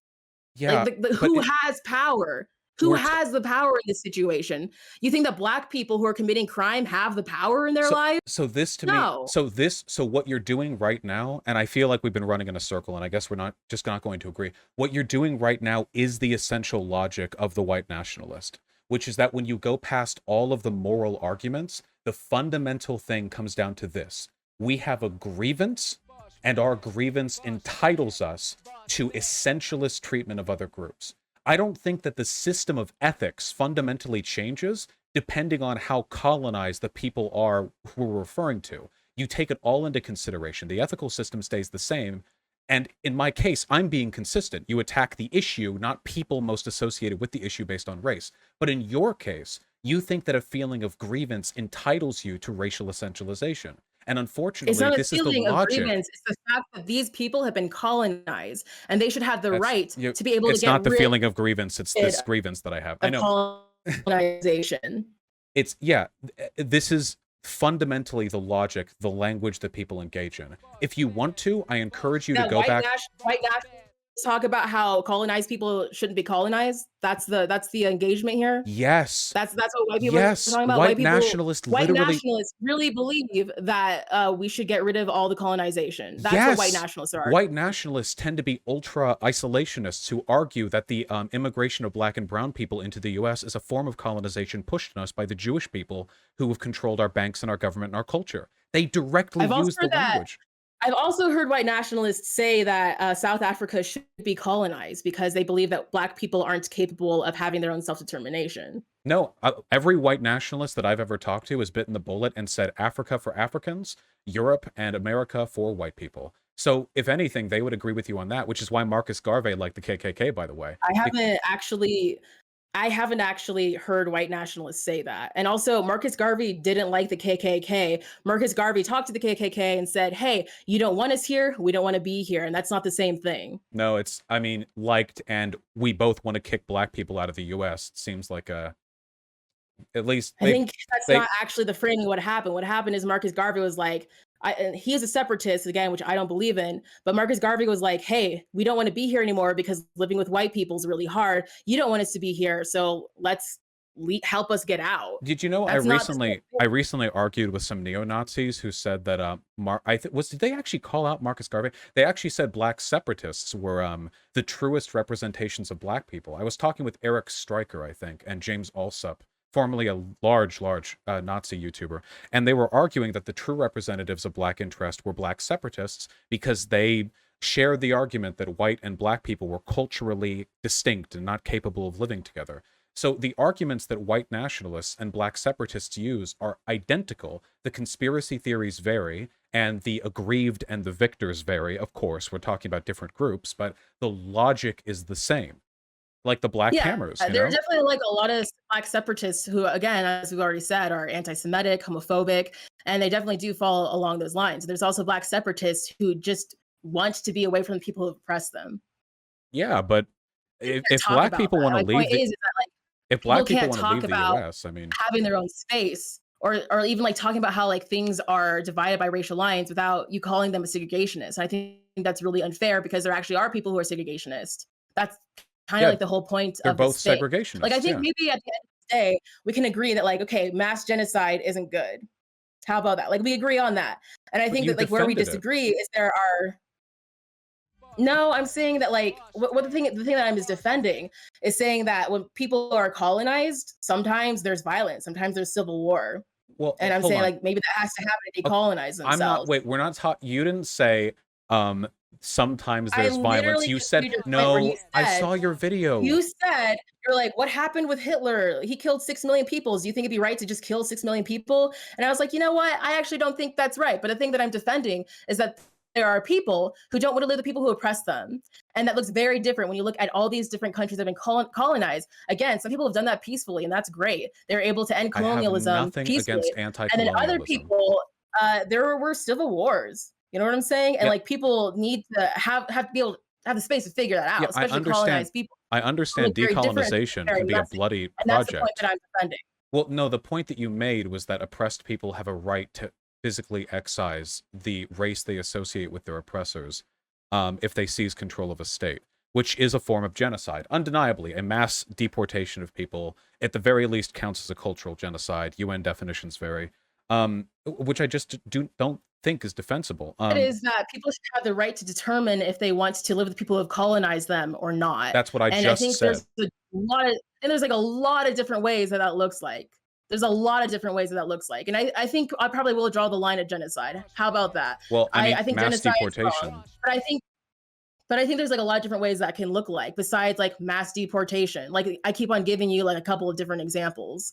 And it's like those are the examples that I'm I talking know, it's just about. you already And defended it, though. You are in the context of South Africa, where there are 6 million well, I'm white not people. You defending already said genocide over here. I'm like, yeah, you know what? you That is a you lot. said you Let's not defended their genocide. right to live without their colonizers, which means mass deportation at It the looked like least a violent, lot which of means genocide. no. Again, I said that Kenya got rid of colonization by taking back their farms, for example. They took back their businesses to the point where the people who colonized them didn't have any power, so they left. The whole race left? Like that's one How many example. of them were A there? lot of them left. It's not a separatist place. I don't know. Let's look up how many people colonized Kenya. Probably a lot.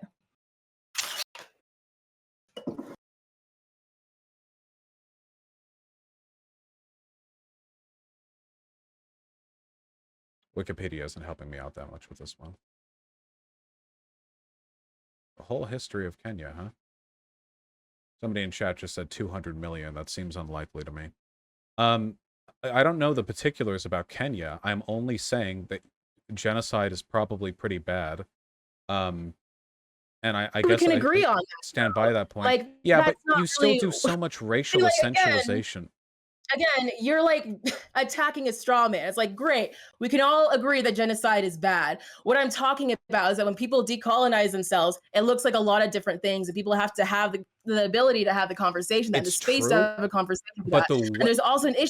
Anyone talks about like racialized issues, like with Noname, for example, Noname will just be like, "This tweet isn't for you." While talking with white people, and like, "Oh, you're a segregationist."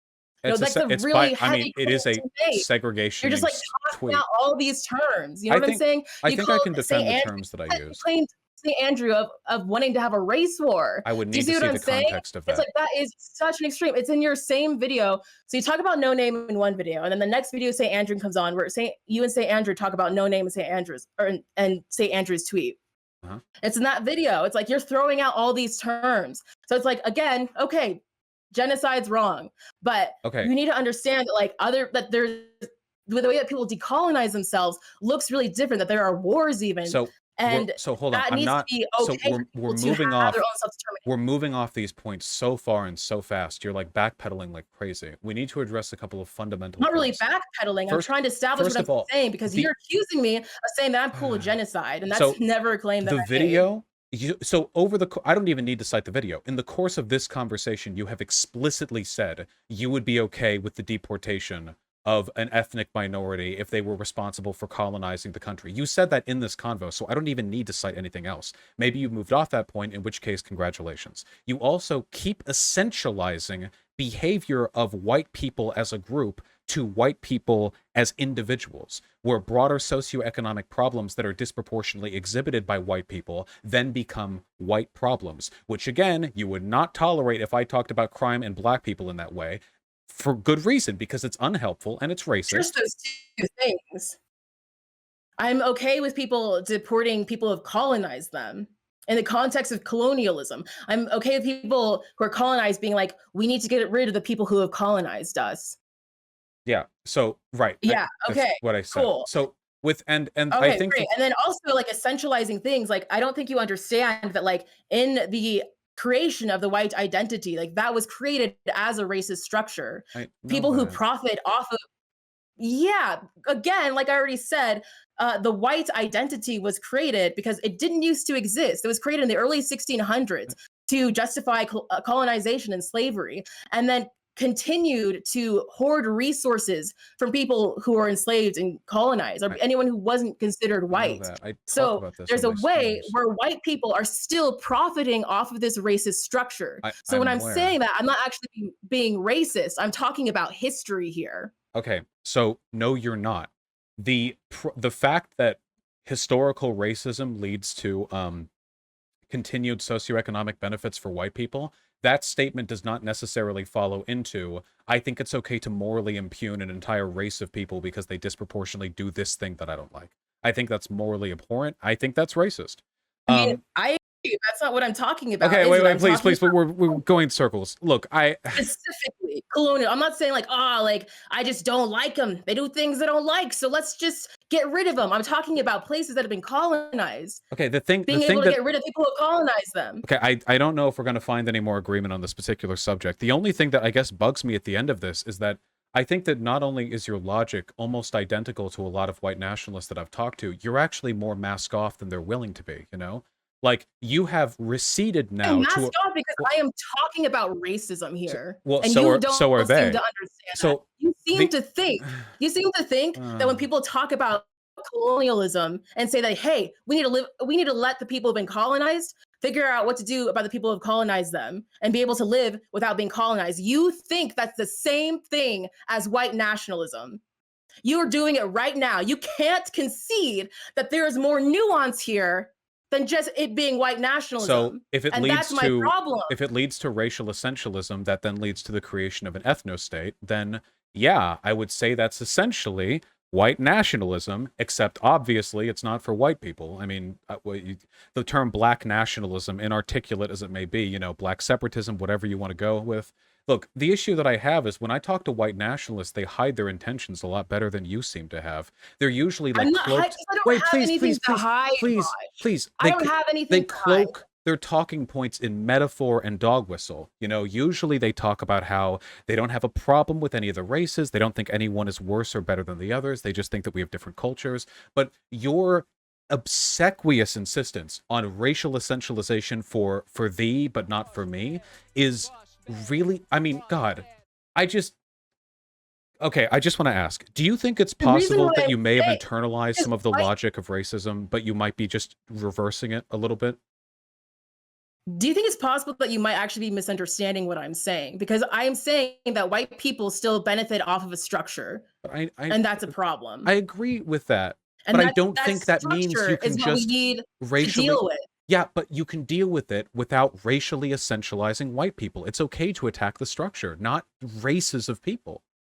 So I think for a lot of countries, attacking the structure of colonialism means dealing with the white people who have colonized it.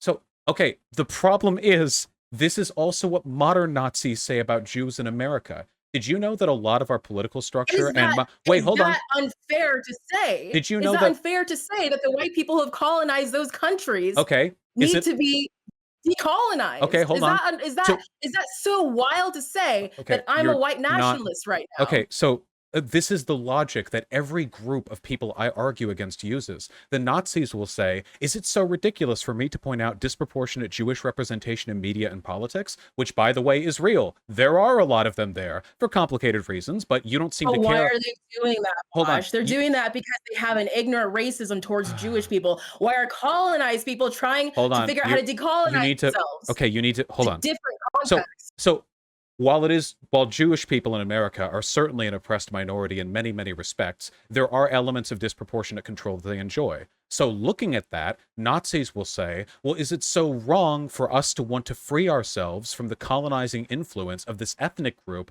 with an oppressive and a colonial set of intentions for our people? This is the logic they all use, and it all stems, all of it, 100% from what you're doing and Exactly. I don't. The Are Jewish essentialization of a people racial group. colonizing? Because It's you're the saying that, like, well, white people essentialization. or white I am not nationalists asking you are to be decent anti. I am people. not asking you to be pro-colonization. I'm You're asking you to not saying essentialize racial that groups. white nationalists are saying that Jewish people are colonizing people because they own stuff. Is that what's going on? I am telling you, Not your what's going on. sociological There are analysis literally people would who are be colonizing African countries. your American sociological people are being analysis colonized. would So be that's what's better happening. if you stopped essentializing socioeconomic problems to racial groups, because that is Your the whole logic point every is that group that we that's hate does. that colonizers are white. So you'd prefer it if I said that we need to deal with the white people who are colonizing them, but not all white people are colonizers. So that's what you want me to Just say, and that's talk your about whole point to this. dealing with colonization, because it's not just white people who Who benefit from are it the either. people There are who are black people in colonizing? South Africa who benefit from colonization. There are Native Americans here today in America that But benefit who from their is oppression. barely benefiting from colonialism? That structure was literally created to benefit the white people who are colonizing it. It's not out of character. It's not a misrepresentation to say that this is an issue of white people colonizing people. And I can't believe that this whole debate was about that. What Well, the fuck? so What again, the fuck, Vosh? Like, do you what the think I'm heck? going to But try this is this? the point that you're harping on. I'm going to try This this is it? one more This is time. why we've been talking for like an hour? I'm going to try this one more time. Do you think crime in America is a black problem? Maybe you should try something else. You're not even going to engage. I tried to engage with it several times, and I already think that your point is irrelevant right here. I So if you want to try to make it clearer, or if you want to use a different example, I'll listen to that. okay, But I'll just again, historically, colonization is done by white people, uh-huh. and Yeah, uh-huh. historically, to this day, they are still benefiting off of it. So it's not Uh-huh. wrong for me to say that colonization is an issue of white people benefiting off of colonial So structures. I'll just end with this, I guess, because I don't know how much farther we're capable of going. Your sociological analysis would get you laughed out of any undergraduate degree, and I can say that with the absolute confidence of a person who didn't get laughed out of my classes. Your analysis is so vanishingly shallow that it leaves out any of the nuances that allow us to meaningfully critique these systems. The fact that not all white people participated in colonization willingly or knew what they were doing, or that people born to those people aren't the same as people who initially engaged in it, or that they were doing it for benefit of power structures that they were victims of, or any of a million other things. These are all nuances that your desire to essentialize white people completely destroy. I think that you probably are a bit racist, and I think it's a bad look. And I think you would be a much better anti-colonialist if you addressed those problems, because this is genuinely bad. Wait, did you mute yourself, or are you talking to your own audience?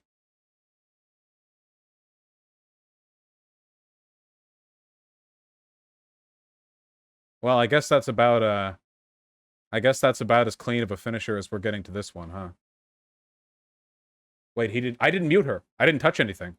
I didn't mute. I know I get accused of Wait, why don't you raise your hands? What do you I didn't mute. What do you mean? Can you hear me? Okay, you can hear me, but I can't. Uh Would you like me to call again? Okay, I'll just do that then. Hello? Are we Can alive? you hear? Oh my god. Okay, hello. All right. Hi. Somebody press something. I didn't have my hand on the mouse. I get accused of I muting don't know what something. That's good. happens. Okay, look, Whatever. can we just be anti-colonialist without the fucking crazy racial essentialism, if at all possible? It's not. I just don't think it's crazy to say that there's an issue of colonialism with white people. But Like, I okay, just do you don't think there's an issue with crime with understand black people? why. Do you think? Um, I or think there's an issue with crime with black people in the sense that black people have been put in really shitty situations because of racism. It's like I can understand that like the white people who have colonized people, it happened because they came from places where kings and queens were trying to profit off of colonialism, and that those people are kind of just puppets in that instance. And at the same time, there's white people, those very white people are still benefiting off of colonialism, and that's continued to this day, and that's still a problem. I feel like your moral philosophy just boils down to if white people are at fault, go ham, and if non-white people are at fault, roll back to sociological explanations until white people are at fault, you know?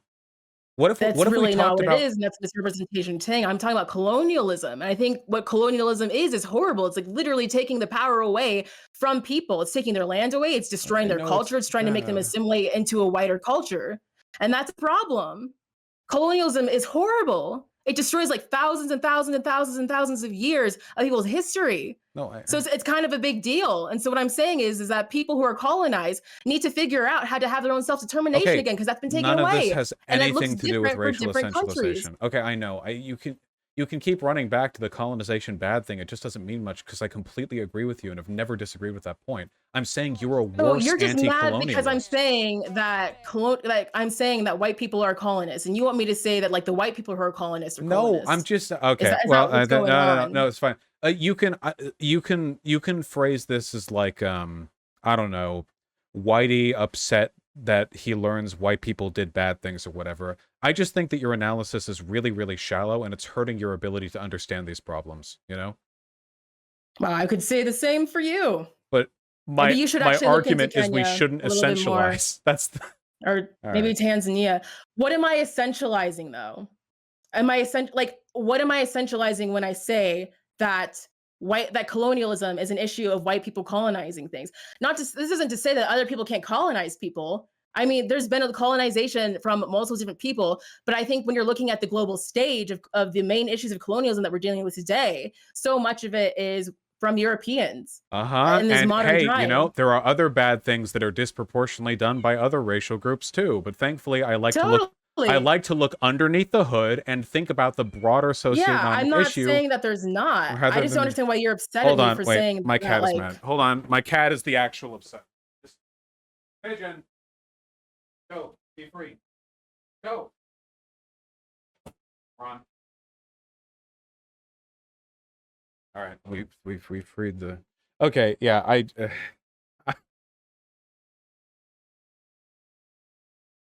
so how many brownie points did we get? you got one because earlier you were talking about how in a different video you were saying that you platformed a creator 1/30th of your size. So you got a brownie point for that. Do you feel But platformed right not now? much else, sadly. Oh. Well, I guess we'll both fight colonialism in our own ways, you know? I guess so. All right, well, do you want to shout yourself out? Not really. There were some things that you said in the last video. Can I ask about, or are you just ready to move on? Oh, no, you can hit it up. Yeah, okay. Yeah, let's run it through. Okay, so I guess we're moving on from that point. There's just like a few things in my video that you had said, or when you were reacting to the last one. Um, One thing that you said was that it was like Weasley that I defined listening as understanding. I don't understand why you thought that was Weasley because I said this in my first video, but you had skipped that part. Um, yeah, I I think just don't really know why that's Weasley. I think I don't remember the specific context, but I think a lot of people say like listen to X group, and what they actually mean is dogmatically agree with X group. You know, God Right, knows and that's I happened made to sure me to a make million that times. distinction in, like, the first video, and, like, you skipped it. So it's like, yeah, Well, it's not what I was it was a saying. good video. I apologize for missing that part. Okay. The next thing is, so I didn't say that all ridicule of Black people. Oh, yeah. So another thing is that you say that all ridiculing of Black people is racist, and I made sure to say that a lot of times when white people ridicule Black people, it is racist. But I didn't say that like you can't just ever like make a joke about Black people. I think it probably is racist, but I'm sure there's exceptions, and that's why I made sure to use the words usually. Um, it felt like from the context of the video, you were. It seemed like you were making the argument that, for the most part, like pretty much any ridiculing that you would do of a black person would be racist. I don't I know. think I said usually, because I think a lot of times when white people ridicule Black people, it usually is racist. But I'm sure there's some sort of exception. I can't really think of one off the top of my I head. don't actually remember you saying usually, but you might have. Yeah, you probably I did. definitely did. Yeah, I mean, because it's pretty ridiculous to say that every instance of ridiculing a black person would would be would be racist. I don't know. I feel like the boundary is drawn somewhat arbitrarily. Lord knows I've been called racist for saying things that I do not think are racist. So the cancel culture mob has run amok, etc., etc. Okay. And one of the last things I want to talk about is like you accused me of pearl clutching because I said that you're making this place hostile for a number of Black people. And yeah, I just really wanted to say, fuck you, you are. Is Out of curiosity, how much harassment have you gotten from my community? I've got a lot of comments. I don't really know how to quantify that, It's just but I enough often for it to be upsetting. I often get accused of like having a really bad community and that like I send people to harass, but I honestly feel like I mean, I have a huge community. If I wanted to, I could bury a smaller channel, but it's never happened. I feel like my community is generally pretty good, you know? Um I don't know if I make this like hostile to anyone, really. I I even people who I openly strongly dislike, like Bad Empanada or Thought Slime, I'm pretty sure like they don't really get anything from me, you know? Uh, they do. Yeah, they actually totally do. I would Um, I guess I'd need to see how much. It's inevitable that there's going to be some kind of backwash to that, but I it's like really whenever this stuff happens, there's like a wave of your fans and audience just like shitting on people. but It's like whenever someone disagrees with you, there's like all these people who are like really angry and accusing you of things that aren't really happening. is it There's people who like harassment are or is it turning. criticism though? Because usually when I see people like the screenshots come out of my community, it's like, I think this is a bad video, Vaush good. Which, while it may be annoying, I don't necessarily know if that's shitting on you. That just seems like the sort of thing that YouTubers do. When you say like making it intolerable for black content creators, I feel like the implication is that like anytime a black person disagrees with me, their whole channel gets swamped with racism or something, which definitely doesn't happen. I mean, like just in the examples that I've given, like for example, like St. Andrew, who you like really believe is a racist, like because this person and it's about No Name's tweet where No Name's like this content isn't for you, and St. Andrew tries to talk about that. You in that conversation, like you accuse St. Andrew of starting a race war, of being a segregationist, of being anti-black, of being pro-white, and then your audience sees that and they're like, oh yeah, fuck this person. People are gonna watch this video of me talking with you, and they're like, oh yeah, fuck this person. This person's basically a separatist who wants to have a mass genocide. Like that's their takeaway. My point is that when you have these arguments with people, it doesn't actually end up representing what they're saying. And so anyone that you disagree with, because you're just comparing them to white nationalists willy-nilly, is making things very toxic for a number of Black people who But disagree with but you. I It's gonna stand be fucked by. up for me. Well, then maybe I don't know. Like that's kind of on them if they have opinions so odious that it leads to like people getting mad at them. I don't know. Like, does that mean that like if black people have like bad opinions, I can't disagree with them because that's me harassing them for their opinions? I don't know how to handle But that. I don't think they're just like bad opinions. Like you just literally can't help but compare these things to white nationalism. And, like, do you I think think see it's what a I think is a bit of a salient. problem? I think it's a salient criticism. I mean, It's not like I just go after like black people. I argue with people. Most of the people I argue with are white, of course, because I mostly argue with American conservatives. I don't think it's like me making the space inhospitable to black people. I just think that people who disagree with me usually end up feeling bad about it because I'm a larger platform, so any disagreement that comes from my direction is going to be felt disproportionately.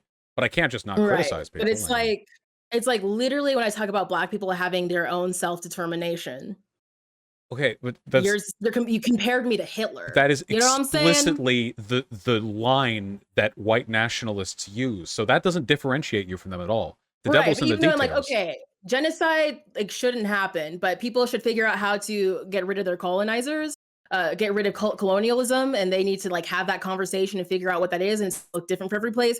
You can't have that conversation without comparing me to Hitler. No, You know what I'm I saying? I You can literally have called St. Andrew, accused him of having a race war. You accused Noname of being a segregationist because all she said was this tweet isn't for white people. You know what I'm I saying? Like do those are disagree. such extremes. I do disagree with the language of her tweet. I don't remember the stuff with St. Andrew. You can disagree without comparing these people to white nationalists. That's what I'm But saying. what if I Because think they're black like people are white talking about nationalists? this stuff. I don't have a problem with talking about it. Your Maybe if you video and this understood what discussion these things confirmed my were. fears that you believe in things that I think are horrendously unethical. I think my criticisms here are salient. I don't think these are spurious accusations that I made without thought. Spent the first year and a half of me doing this type of content without ever even thinking about black separatists. But then I noticed some patterns. Like, what was that guy, Nick Cannon? Was he the guy who went off on that? And then there was that other one. Was it Tariq Nasheed? There were some patterns that I noticed where people, black people, would express pro-black talking points with language that mirrored the rhetoric and the logic of white nationalists. And I saw people agreeing with them. And then I saw some other people kind of not agreeing, but maybe kind of defending them a little bit, you know? Sure. And, Um, like, you can disagree with that, but you just maybe need to, like, understand what these things are before, like, making a video about but I them. think I do. The I video that know you you think saw, you do. Like, the we're the just talking about, like, video colonialism and, like, even in when I'm talking about, like, people, like, having the autonomy to get rid of colonialism, like, there's all these different situations of what that looks like, and then your point is that I'm like Hitler. You know what I'm saying? Like, I that's a huge leap. I But for don't think you, it's that's a not. But I summary. think you need to actually understand about, like, what colonial looks like. Like, learn about countries that have Is decolonized that themselves. what Learn about you've what that got looks out like. of There's, like, a this? bunch of But I'm yes! anti-colonial. I've agreed with that the entire time But with this whole time you tried to paint me as someone who's cool with so the genocide. two You know what so I'm saying? Like, we're stuck oh in that for most of the so debate. over the course of this conversation there are two things that you kept doing and continue to do. One of them is that you said that oppressed peoples have a moral right, if they choose to excise people of different races if those were colonizers. That is a form of genocide. You said that explicitly. You can't back out of that. And secondly, you continue to essentialize socioeconomic trends to white people if they're the ones disproportionately committing it, which I think hinders your analysis. Those are two things you do, and I think that a lot of white nationalists do exactly those two things as well. In fact, that logic, those are like the two foundations of ethno-state creation. So that's the problem that I have, you know? And I don't think that's a spurious comparison. I think that it's fair. I wish that you would, at the very least, understand why I believe that, as opposed to strawmanning me and framing me as someone who's so wildly ignorant and like triggered by the sight of black people that I just freak out and start making like random accusations. Because I don't think that's descriptive of this.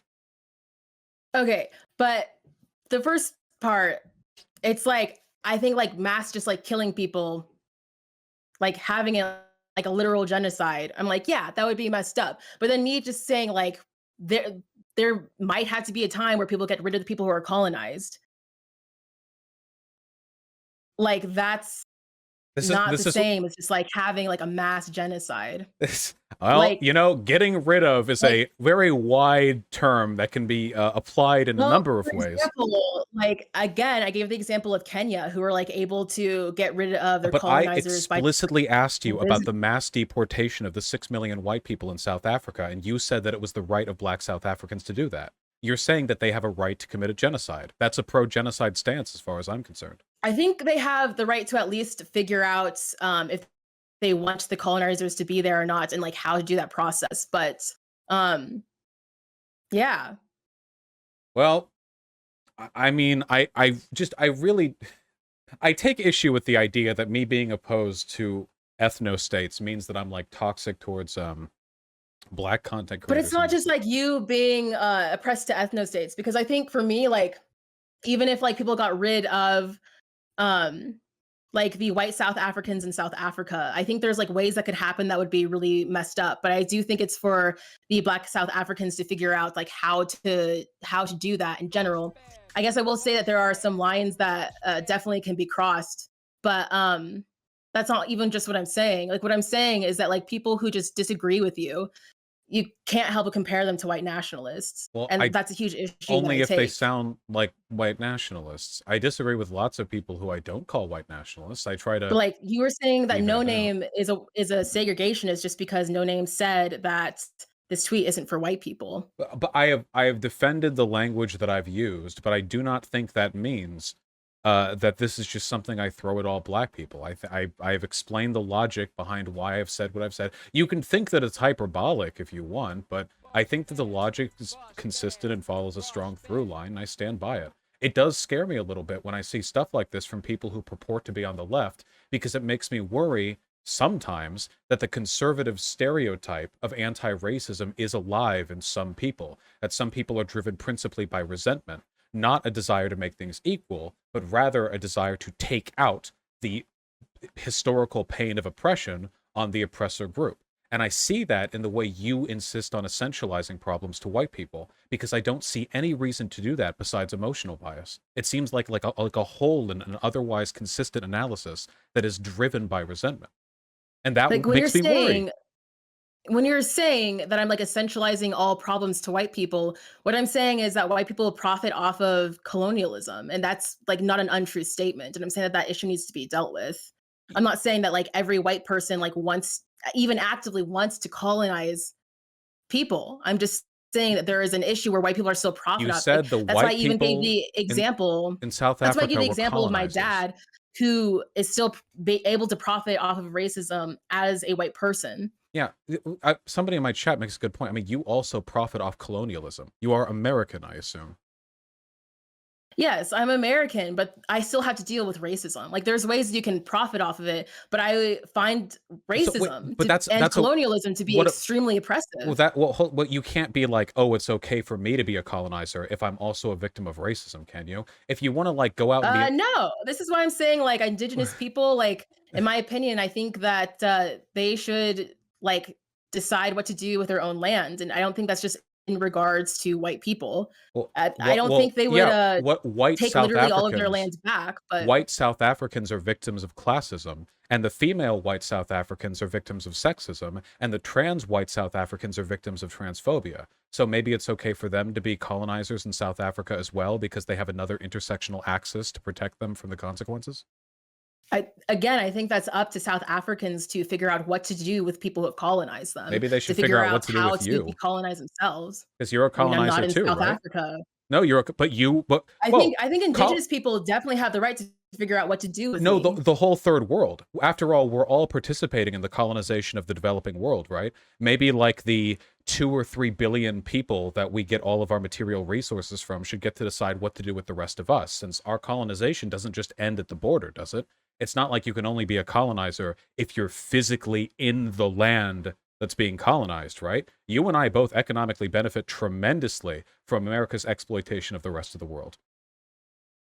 Yeah, I don't understand why that would also be bad for like the people who are exploited to figure out what to do about their exploitation from us. Like if people were like, I don't want to like let's try to create an economic system where we don't have to be exploited by America. Like I don't understand why that would be an issue. What if they want Westerners to leave the planet because we've engaged in too much global colonization? Well, I think that issue is different because they're being exploited by us, but we're not actually like colonizing in the sense where we're like pushing those people out of their land. Well, I think we're my pushing them issue out with of developed land colonization, with sweatshops and factories, and we're doing it through an right? So I economic think system we like benefit from. their autonomy and like self determination to be like, well, how do we get rid of the colonial structures in here? Like, how do we get rid of like all these structures that like feed money back to America while we make nothing? I think in that situation, like they should have the right to determine that. Shouldn't they And have I a right think to with the determine issue, whether or not to share the planet with their colonizers? I mean, should they just so even if they take back their country, the people in these colonized countries just have to live with the permanent indignity and economic inequality of living on a planet that has countries like America and England as well? no, I don't understand what you're getting at. Well, I mean, I our don't presence understand here like continues to take away from them. The carbons that we belch out into the air, the resources that we take from the rest of the world, our presence in geopolitical weight. It seems like the most ethical way to handle all of this is to find the single most oppressed person on Earth, like a disabled trans woman somewhere in Bangladesh, and ask them if they want to nuke the rest of the planet. It just seems to me like your logic is like a fundamentally about really strange retaliation. slippery slope fallacy. Like I'm saying that colonized people should have the autonomy to decolonize themselves. And you're saying that we should find the most oppressed person in the world and ask them if we should nuke someone. Like, do you see how that's not the same thing? I mean, you're saying that oppressed people have a right to excise millions of people from their country, but borders are arbitrary. We all live on a planet, don't we? I mean, does it have to stop at the border? Why should national inheritance be the limit of the retribution the oppressed have the right to inflict upon their historical oppressors? I'm not talking about retribution. I'm talking about how to get rid of a colonial problem. And that's really different. Would America stop being a colonial problem if our businesses just got out of those countries? No, we'd still be a huge problem, wouldn't we? It seems like we pose an existential threat to the oppressed colonized people of the world, one which they would perhaps have almost unlimited legitimacy in ridding themselves of. I think that there is a lot to be said for the power dynamics in other countries. Like, I don't really think one country should have enough power to determine how the rest of the world lives.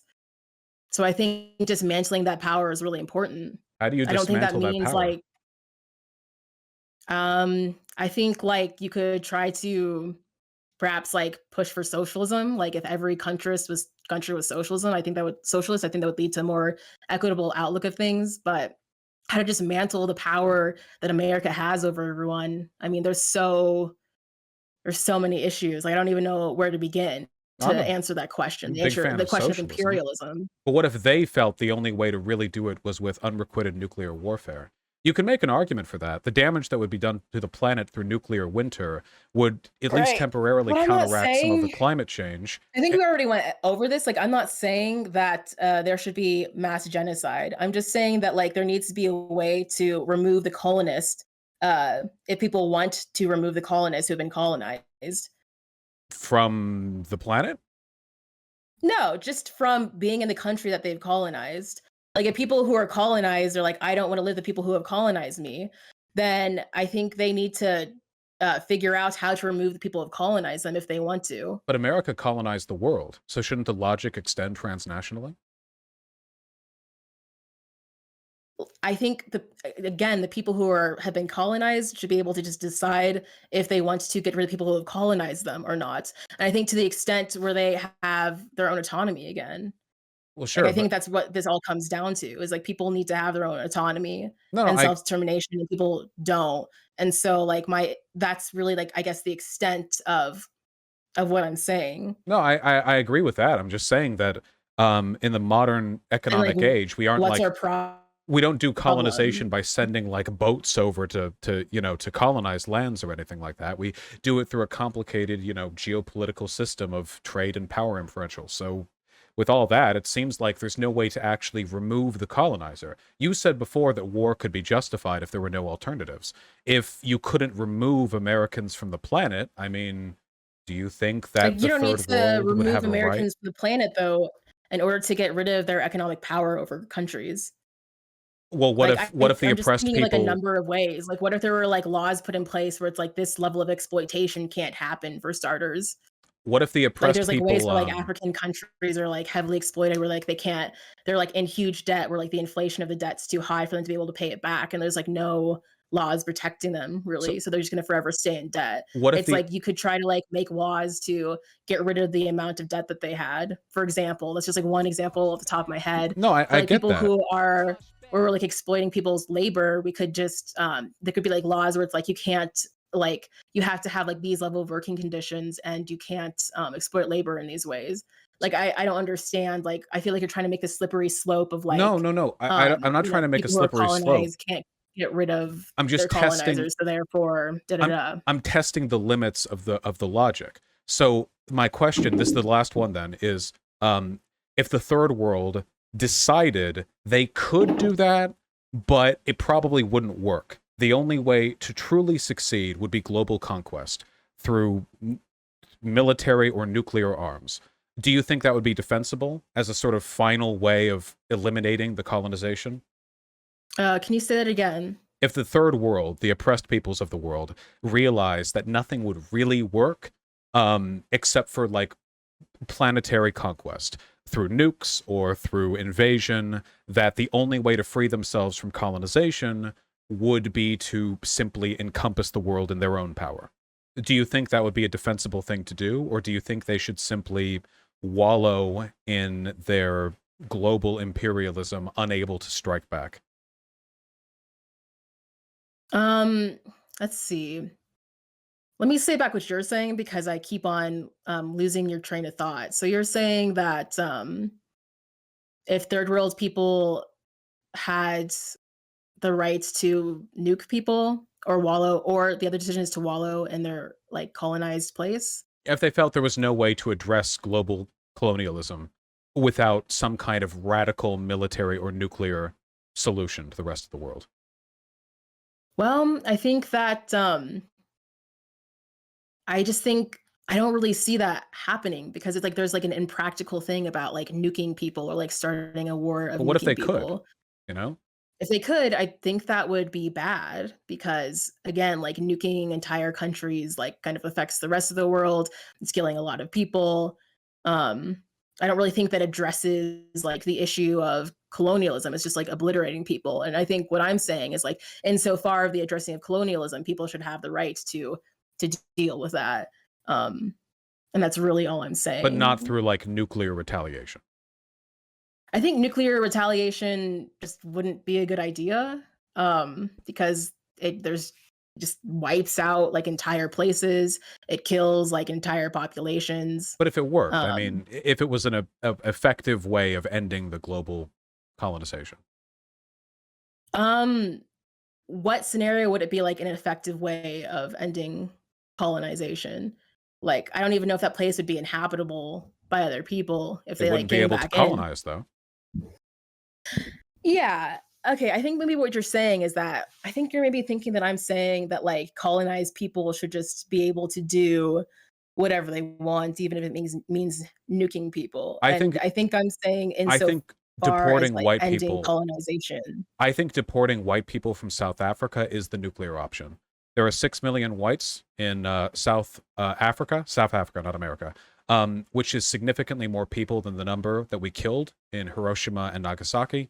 It seems to me like if you're willing to accept that you should act against colonialism up to a point, but past a certain point, the ethics of it grow worse than than whatever benefits you could accrue through decolonization, then I would say, following that assumption, you could never argue ethically for an ethno-state. That it would always be an unjustifiable extreme. That there are always ways to address colonization without going as far as excluding an entire racial group. You know?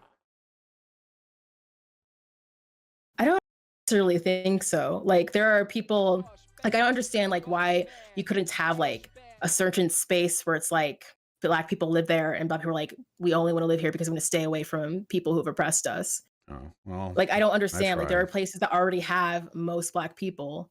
And I don't know why you can't just be like, okay, this is going to be like a black like area that's like a safe haven for black people.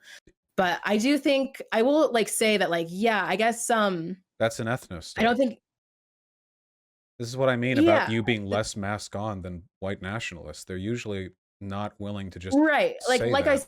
said in my video, there's a difference between people who are like, I want to be in my own state because I'm oppressed by people versus people who are like, well, these people are inferior and need to be ruled over by people. Like I think there are people who want I think again, I think there are separatists who are really bad people who are again they're sexist and But I homophobic and think what you're anti-Semitic, and then I think there's people wait, who just want to get away from the people who I oppress would them. I just And personally, I think what you're saying is worse than any of those things. I think a person who says ethnostates are okay is on a much worse level than your average anti-Semite, sexist, racist, transphobe, whatever. Ethnostates are the most destructive creation like that has ever been born of man. More harm has been created as a product of ethnostates than possibly any other socio-political construct to have ever existed. Whether the people who construct them are the oppressed or the oppressor, white or black, whatever. This is like these are like the absolute evil of human organization. And the idea that black people's lives are going to be better.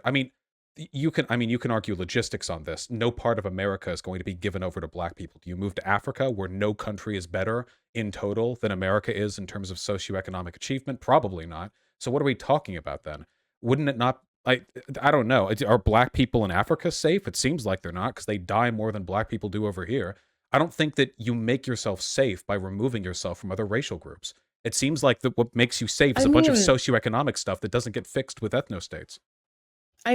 people who want to be away from their oppressors, I don't understand like why that sentiment in itself is bad. Like why do black people have to integrate with white people? Like if black people don't want to do that because they're tired of dealing with oppression This is what and they white do that in a nationalists way and they say. do that in a way that's not hurting people, like why is that But bad? ethnostates always hurt people every time. We could let's like we can I mean we can talk about mixed raced people. What if a person who's black in a black ethnostate falls in love with a white person? Can they raise mixed children in a black ethnostate? Do they have to leave? Are they excised? Can their child leave? Or is their child going to be taken from them? How far do you go that down? One half black, one fourth black, one eighth black? Do the police come? Do they show up? Is miscegenation banned in these areas? To what extent are cultural affects banned? Is white TV allowed in a black ethnostate? Because ethnostates tend to be pretty protective of the perceived culture of a racial group. What happens to people of different cultures who come in there? What if there are black people who disagree with the values of the black people in the ethnostate that were created? Black Americans and black Africans are nothing alike because one of them are Americans and the other Africans. Black Africans aren't like black Africans. There's a fuck ton of stuff going on over there. Ethnostates are fundamentally destructive. And all of this because what? You want to avoid microaggressions with white people? If you're talking about broader systemic racism, then you're not going to escape that by leaving the country. Trust me, American white supremacy is global. So you're not saving yourself from that. The only thing you're saving from is the rigmarole of watching white people fail to jump and dance poorly. And what, be interpersonally rude? Is that like worth the ethno state? Systemic racism will carry across the border of the ethno state. We're really just talking about microaggressions and the occasional hate crime, which are really bad, but again, an ethno state? I mean, that just seems like such an incredible wild direction to go in. What if white people I live think it that way? is a very incredible, wild direction to go in. But I think my point is that I can understand why people are so fed up with racism that they don't want to be around white people. And I think that if they're, I think that people who are saying that need to, their pain needs to be understood instead of just calling them a white nationalist. Look Like, at I me. think you need to understand why there are people who are so frustrated with racism that they want to go to a place where they can get away from that. It's like what an ethno state would actually look like. I don't know. I guess in my opinion, it does sound really shitty. Like I don't want to just like have to only force people to have to only date black people if they don't want to do that. But I think my point with that is that people who want to be away from their oppressors and like have that space should be able to. And there's a way where people are trying to talk about that, Why not just hang out where with other they're black painted people? as, people do that. Yeah, but like, And there's people like we're still like in a white supremacist country. It's but like you, people want to live in a place where they're not living in a place ruled by white supremacism. And I can understand that. And that's my point about that. but Like I that's don't think our yeah, I domination mean is that's my point global. about that. I don't really understand. Like you can't. I'm sorry, you can't escape whitey, man. You know this because we've been talking about it for 2 hours. You can make a black ethno state all you want, but your economy is going to be buckled under the knee of America, which will, by the way, be an all-white America now, apparently, or at the very least, majority white. That's not going to make us any I less mean, just racist. because That's somebody not like going to made a help. portion of land black ethno state doesn't mean that like all of America would be white. And that's not even It'd what be I'm more white. advocating for. There'd be proportionally more white people than there are now, and we know how Maybe. groups of people vote. I don't even know if black people would go for that. Like I think there's a very like I think the people that you're talking about who do want like their own black ethno state are like a very small percentage of people. That is Like true. even when you like look at people who decolonize people have decolonized their countries, like they just want the colonizers to not have power and to like mostly leave and like be able to have control over their own country. Like all the examples that you've talked about in this debate are like the most extreme examples that like probably aren't going to happen. Yeah, well, And that's I will why it say that like sucks when I see it online, and I get I think called there are anti-black for this. well, the thing is like there are so many things where like that's just not what people are saying. Like people are saying like I want my own space with black people, and then you call them a segregationist. People are By saying that definition, like segregation. I can understand like why there's you know people who don't want to live with their oppressors, and then all of a sudden like you're comparing them to Hitler. Well, And what I'm because saying is that these conversations like need to have more nuance than just comparing people to white nationalists and black nationalists. Like the fact what that you're we spent this saying whole is, conversation talking about how like I'm like Hitler and talking about how like no matter what these are ideas are going to be like white but nationalism. the I just ideas you're don't think is sharing very are, nuanced and like able to look at uh, these issues that like black people are bringing up. but the I don't nuance think that you you're can look at bringing them with up is, nuance. yeah, it's basically the same, except we're oppressed, so it's okay when we do it. That's basically been like the nuance that you keep touching on. These are the same arguments. I mean, And I've talked to so many I white don't really nationalists, think so so. I Like speak I think with that great confidence when I say that, you know? like I will agree that like okay, like mass genocide, that's fucked up.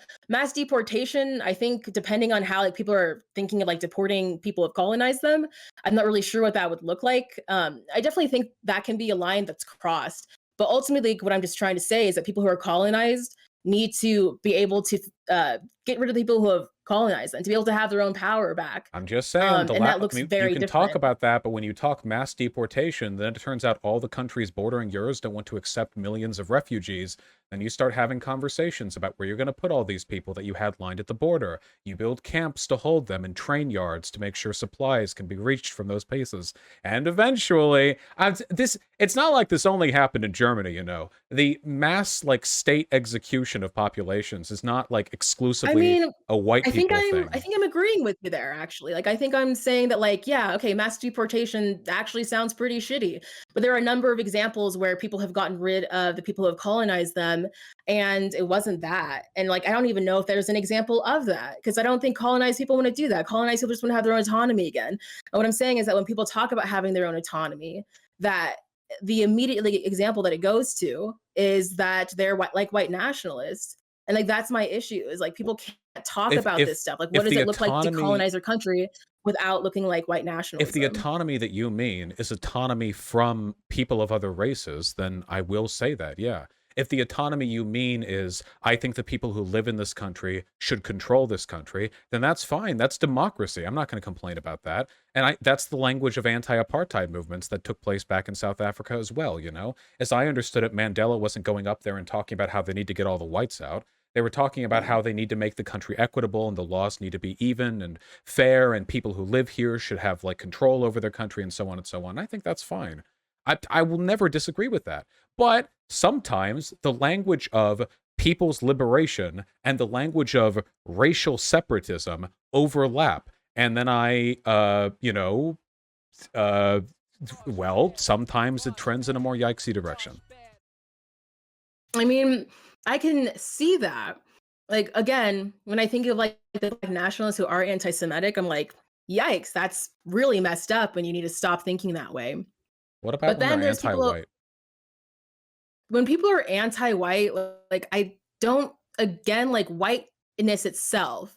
Like I've said, like the white racial identity is constructed specifically as a caste system. What about like white So people it's like though? when I say that I'm anti-white, like that's what I'm saying that I'm against. I think like white people as individuals, um, I've met I mean, I think people in general are really beautiful and incredible. And yeah, so but I think like we need to be critical of what the white racial identity is, the history of it, and what it entails. You'd say you know a And you few of the think good that's ones? funny. No, no, no. No. I Not a few critique of the good ones. I whiteness. think that like people are really incredible. I think no matter where you look, you're going to find incredible, beautiful people. And I think that white people have an issue of racism at the same time. Like, I don't think racism is about just being an entirely bad person. I think it's about being a part of this long history and being in the middle of that. I was just wondering how you felt about black people who were racist against white people. Not Well, whiteness, I but think being anti-white, at least in the way that I'm describing, where it's being critical of the existence of like white of the white category of white people, how that was created as a caste system, I don't think that's racist. And I think a lot of times when people say they're anti-white, like that's what they're talking about. I don't really know of anyone who's like, I'm anti-white because like white people are just like inherently bad. Like you people are never talking seen about like any a history of racism. like white devil rhetoric or like black people whose critiques of white people extend a little bit beyond systemic and a little more interpersonal, that kind of stuff. I mean, I've seen the white devil stuff. I think people again are still talking about like years of systemic racism. Like I think when you get down to it and you like crack open like why are people saying this? It goes down to years of systemic racism and that's what is being talked about. Uh, I think it's like unfair to be like that's not it. You know what I'm saying? well, no, I just don't think that the context behind why a person is racist like makes it okay, really. But again, like, why are white people So you racist? don't think it's Well, okay for black people to be mad at white people for being racist because you think that's racist? you can be mad at racists and you can acknowledge that a lot of white people are racist and you can critique whiteness. But if you dislike white people because they're white, then I'd say that's pretty racist, you know? I don't think people dislike white people because they're white. I think people dislike white people because so many white people have an issue with racism, and then when you find out that they don't, it's actually a surprise. Would you say a lot of conservatives aren't racist? They just have a problem with black culture, but they know like they have some good black friends, so like it's not black people, it's like, they just have like a crime problem and trying to work with that. No, I wouldn't say that. All right. I wouldn't either. I think it's kind of weird to judge members of a racial group based on characteristics you ascribe to You the think whole. it's weird for black people to think that if you're white, you're probably going to have an issue with racism. Like you think that's weird. Look, whatever decision you want to make, by definition, seeing of a person of a given race and judging them based on like conditions you associate with that group is racist. Like if a person was walking through Detroit and saw a black guy and crossed the street because of it, you could argue there's a legitimate reason for that bias, but it's still racist, right? You know?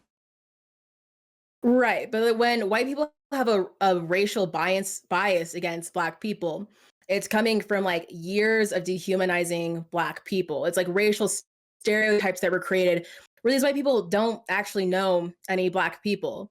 And when black people are criticizing white people for their racism, it comes from like knowing white people, having the experiences like after experience of racism from white people. It's a very different context. And that's kind of my point here is like the context of But why it's these still things are bad. being said is really different. Why is it bad for a black person to not want to be around a white person because they think that they might be racist?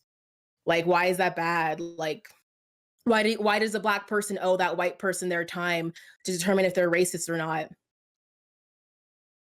Do you see how this logic could be used against a lot of other racial groups?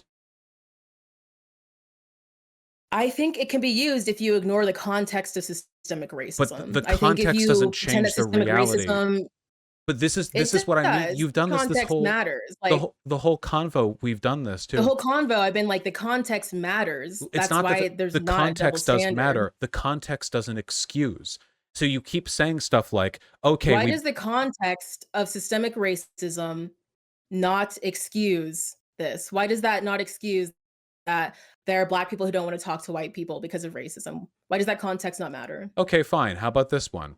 Do you think it's racist for a gay No, white no, person? answer the question. Why does it not matter? The context You made me matters when answer your questions, and then you told me that I don't understand and can't listen, the and then you, context. like, inferred that I was, like, stupid or something, said that I was laughed out of my No, college classes when no. I'm I an think honors you're. student, I so think you're. answer my question. How about that? I think you're racist, not stupid.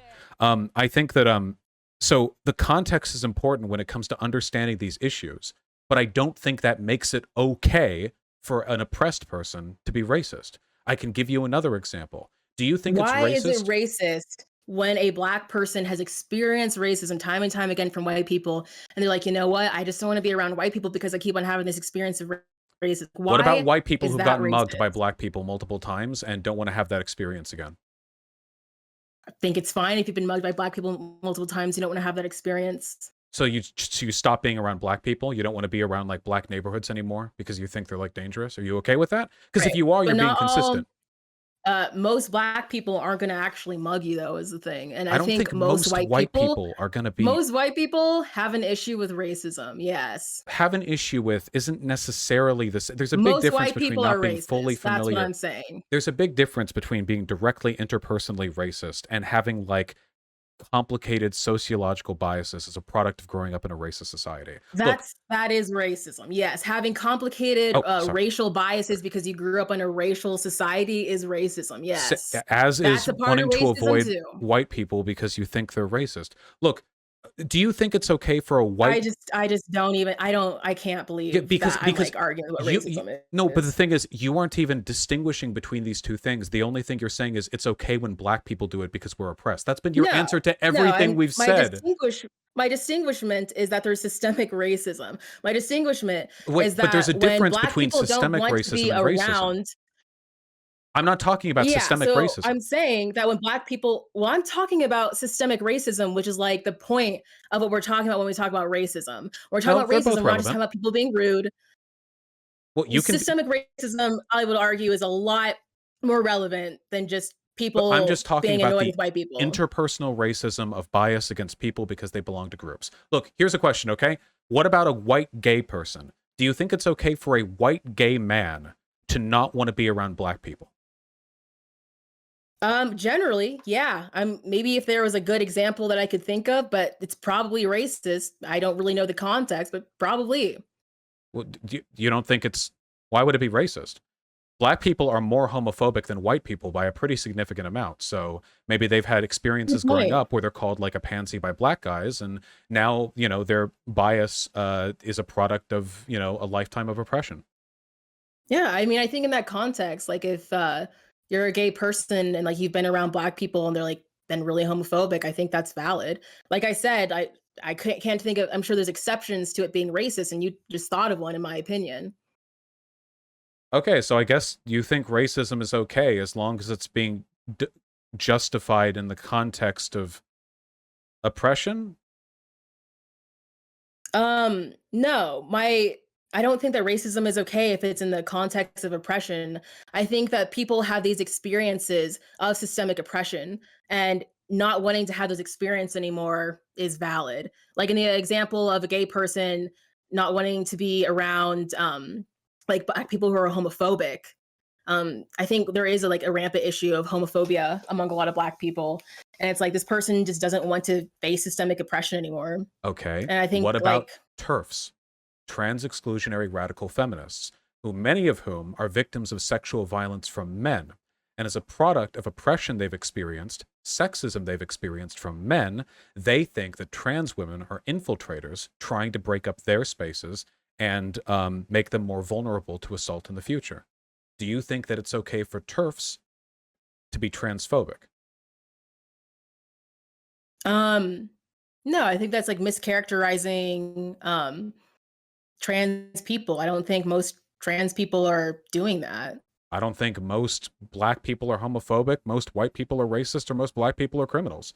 That's never been a problem before. I think there's like a lot of issues of homophobia with black people, but I guess there are a lot of black people who aren't. So And there are a I think lot my of point is like an then there are a issue with lot like of gay people. male-bodied people who If there's attack a gay women. person who like doesn't want to experience homophobia and is like, I've experienced homophobia a lot, um, and they want to avoid that situation, I think it's really different than like a person who doesn't want to interact with people because like they think that like all black people are thugs based on a stereotype. But what about the wait, it's not a stereotype that people who are assigned male at birth are way more likely to engage in sexual violence against women. That's not a stereotype at all. That's a mathematical No, I'm fact talking borne out in about the data. stereotype of black people being thugs. No, Like I know, there's but all these stereotypes that people have about black people not from knowing them. no, oh, And I right. think if someone wants to like avoid a situation where like they could be homophobic, experience homophobia, like I can understand that. So, but are TERFs justified then? Because their bigotry is a product of a lifetime of sociological oppression against them from for the most part, male-bodied people. So they take that and they internalize that and they beam that back out at everyone who's male-bodied, Are you trans saying women that? and Are you cis men. saying that? Uh, but like, is the demographic of people that they're experiencing violence from trans people? Well, in the past, you haven't cared about how likely it is that you experience any of the group stereotypes that you're assigning. You've just said that it's okay as long as the bias is a product of sociological oppression, which TERFs, because most of them are women, have experienced. So I'm testing your consistency here because TERFs are an example of an oppressed group of people, assuming they're women, who use their experience of oppression to attack another marginalized group. Um, I think it's wrong. Like, for example, like if I think an example of like a gay person, if like a gay person just started saying like all black people are homophobic, I think that would be a very racist statement. But I think if you're saying like I've had the experience of being in black spaces where black people are homophobic and I don't want to be around that, I think that's a different story. I don't think it's like fair for TERFs to paint trans people as people who are attackers when that's just not what trans people are. So Well, so, I'm yeah, sure I some think, like, the trans point that people I'm are talking attackers. about is systemic racism, where it's like there are structures in place that have, um, empowered people, to oppress people. Like, there's systemic structures that make it really hard for people to be trans without just getting oppressed. There's systemic structures that just make it hard to be Black, and that's, like, built into our system, And hard to and be a that's, like, woman. the point of what we're Are talking and so hard wait. to be a woman. There's, like, all these things where it's Well, like can there's, I like, ask you then? Well, because racism. Let me just finish this thought. all Is right. that okay? So it's like there's all these structures that make it really hard to exist as a person.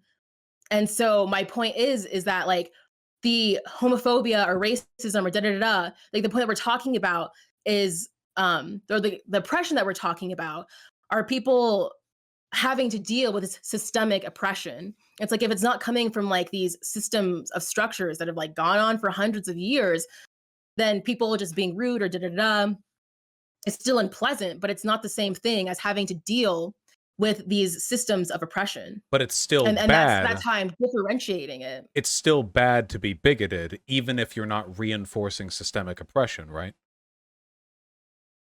Well, I think my point is that like bigotry, the main issue with it is that it's enforcing systemic oppression. And I think there's bigotries that don't do that that are still looked down on. But I generally, when I think people being bigoted, I think of them being sexist or homophobic or racist or da da da da. Like those people are enforcing like these systems of oppression, and like that's what's so egregious So about it is that we're fighting the system constantly. I think this fits, I don't know the profile perfectly because it doesn't seem like you care very much about like people in power. The concept, like to you, it's dualistic. There's the oppressor and the oppressed, and action against the oppressor is implicitly more justified, just like contextualized through nuance, whereas any action done the other way around is essentialized, direct, and for which all members of that group are morally culpable. This to me is basically the conservative stereotype of leftism. Is it really that wrong to say it's wrong for black people to be racist against white people? Or like not all white people in South Africa are colonized or whatever else? It just seems like you jump through so many hoops, so you never let go of that one point you want to hold on to, which is the inherent moral inferiority of the oppressor, or to be more accurate, members of the oppressor group. But in Well, reality, what I'm I am saying, oh, no more sorry. morally culpable for any of these systems than any other person who lives in my country, oppressed or oppressor. We're born into them. That's how systems work. I'm not the president. I don't think you are. We don't control them directly. We're affected by them.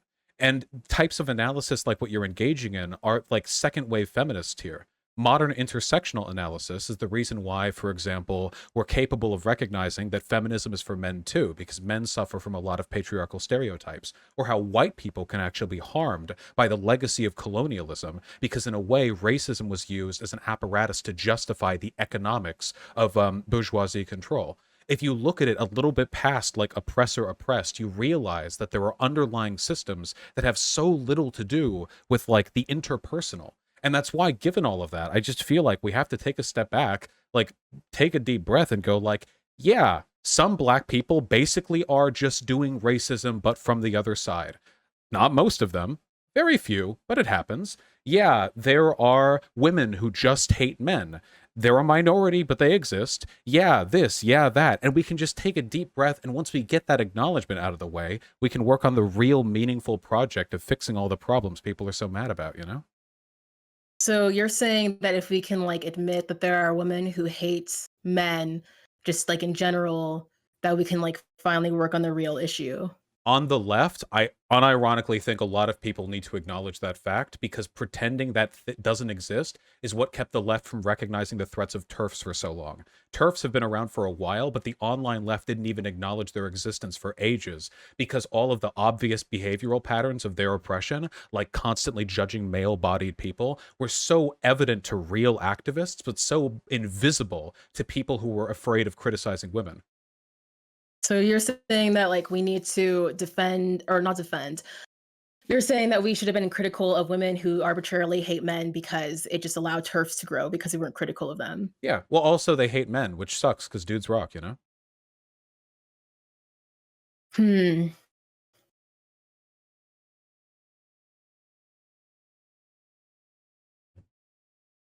So like basically if we had just criticized women who arbitrarily hate men, then turfs wouldn't be a thing. I think that if we recognized a lot of man hating online got kind of treated like jokingly and still does, you know? But if you look under the hood, there's a lot of really problematic shit behind that. Not just with trans people, but a lot of toxic femininity too, you know? And I think a lot of that flourished in left spaces because we mistakenly allowed those people in as if they were feminists when they weren't. They were just anti-male.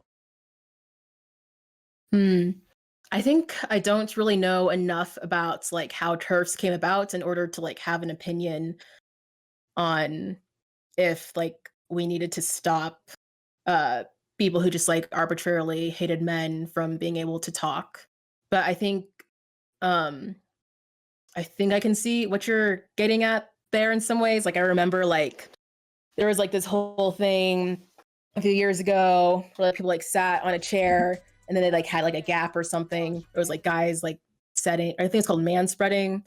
And I kind Oh of yeah. thought that was like kind of weird because it was like, well, you can still sit down in that seat. It's just crammed and it kind of just sucks because it's public transportation. And I kind of thought that was like a little bit strange, but I'm Yeah, and it was trying. Yeah, really I think I just don't know. I think I just don't really know enough about how turfs came. Like all of a sudden, there were just like turfs everywhere, and I was like, "Fuck it this." was a really like performative and liberal denunciation of like male bodied people, which is weird because A, any criticisms you make there are going to affect trans women, you know, dick and balls, leg spread, et cetera. And B, it doesn't really change anything beyond enforcing a kind of broader satirical. It's like when people laugh about men suffering, you know. It's again, I don't think men have it worse than women. I'm not here to bitch about it. I just think that holistically recognizing that stuff gives us a, you know, a path forward. And I think it about race stuff too. I'm not gonna sit Yeah, here can and you tie that back in? Because I'm not as familiar with the turf stuff, but if you could talk about like the race stuff. I think that there are a lot of I'm sorry, I shouldn't say a lot of. When I say a lot of, I mean like a fraction of a fraction of a fraction. But I think there's at least an intellectual tradition among Black Americans to disregard a lot of valid intersectional analysis in favor of something that feels more retributive, you know? I don't think that's explicitly said to be that. I don't think this Wait, is like disregard a lot of analysis for. Can you say that part again? like intersectional analysis in favor of like retributive justice, you know, adopting the same language about white people that a lot of second wave feminists took about men, where you know, like political lesbianism among second wave feminists, like Andrea Dworkin was one. It's not so much about saying yes to women as it is no to men. It's something like that, you know, and a lot of it seems look, I'm not going to pretend it's some threat to the union or whatever. Black people don't have the political power to do real harm in that way, and even if they did, it's such a tiny minority. It's not even like a real problem. It's just much like tankies and lefty groups. I just think there's this nugget of bad info that lefties don't call out because they're worried about being problematic. And I can get that because optically, me talking about race with you for 2.5 hours probably doesn't look great for me either. But yeah, I don't know. I just think we could be more open with those conversations. If it's conversations you want, then I am super in favor of conversations, you know? Yeah, I'm kind of a little bit I'm just kind of like in a little bit of like a loss of like um why it's wrong if black people like joke about like white people being racist. I mean, like I think there's obvious exceptions, but I think like most of the time, like the jokes about like white people come down to calling out some sort of structure of racism that white people are often really ignorant towards. And I I just don't understand like how that all ties in. I don't have a problem with that. It's more like, you know, the Mayo side joke?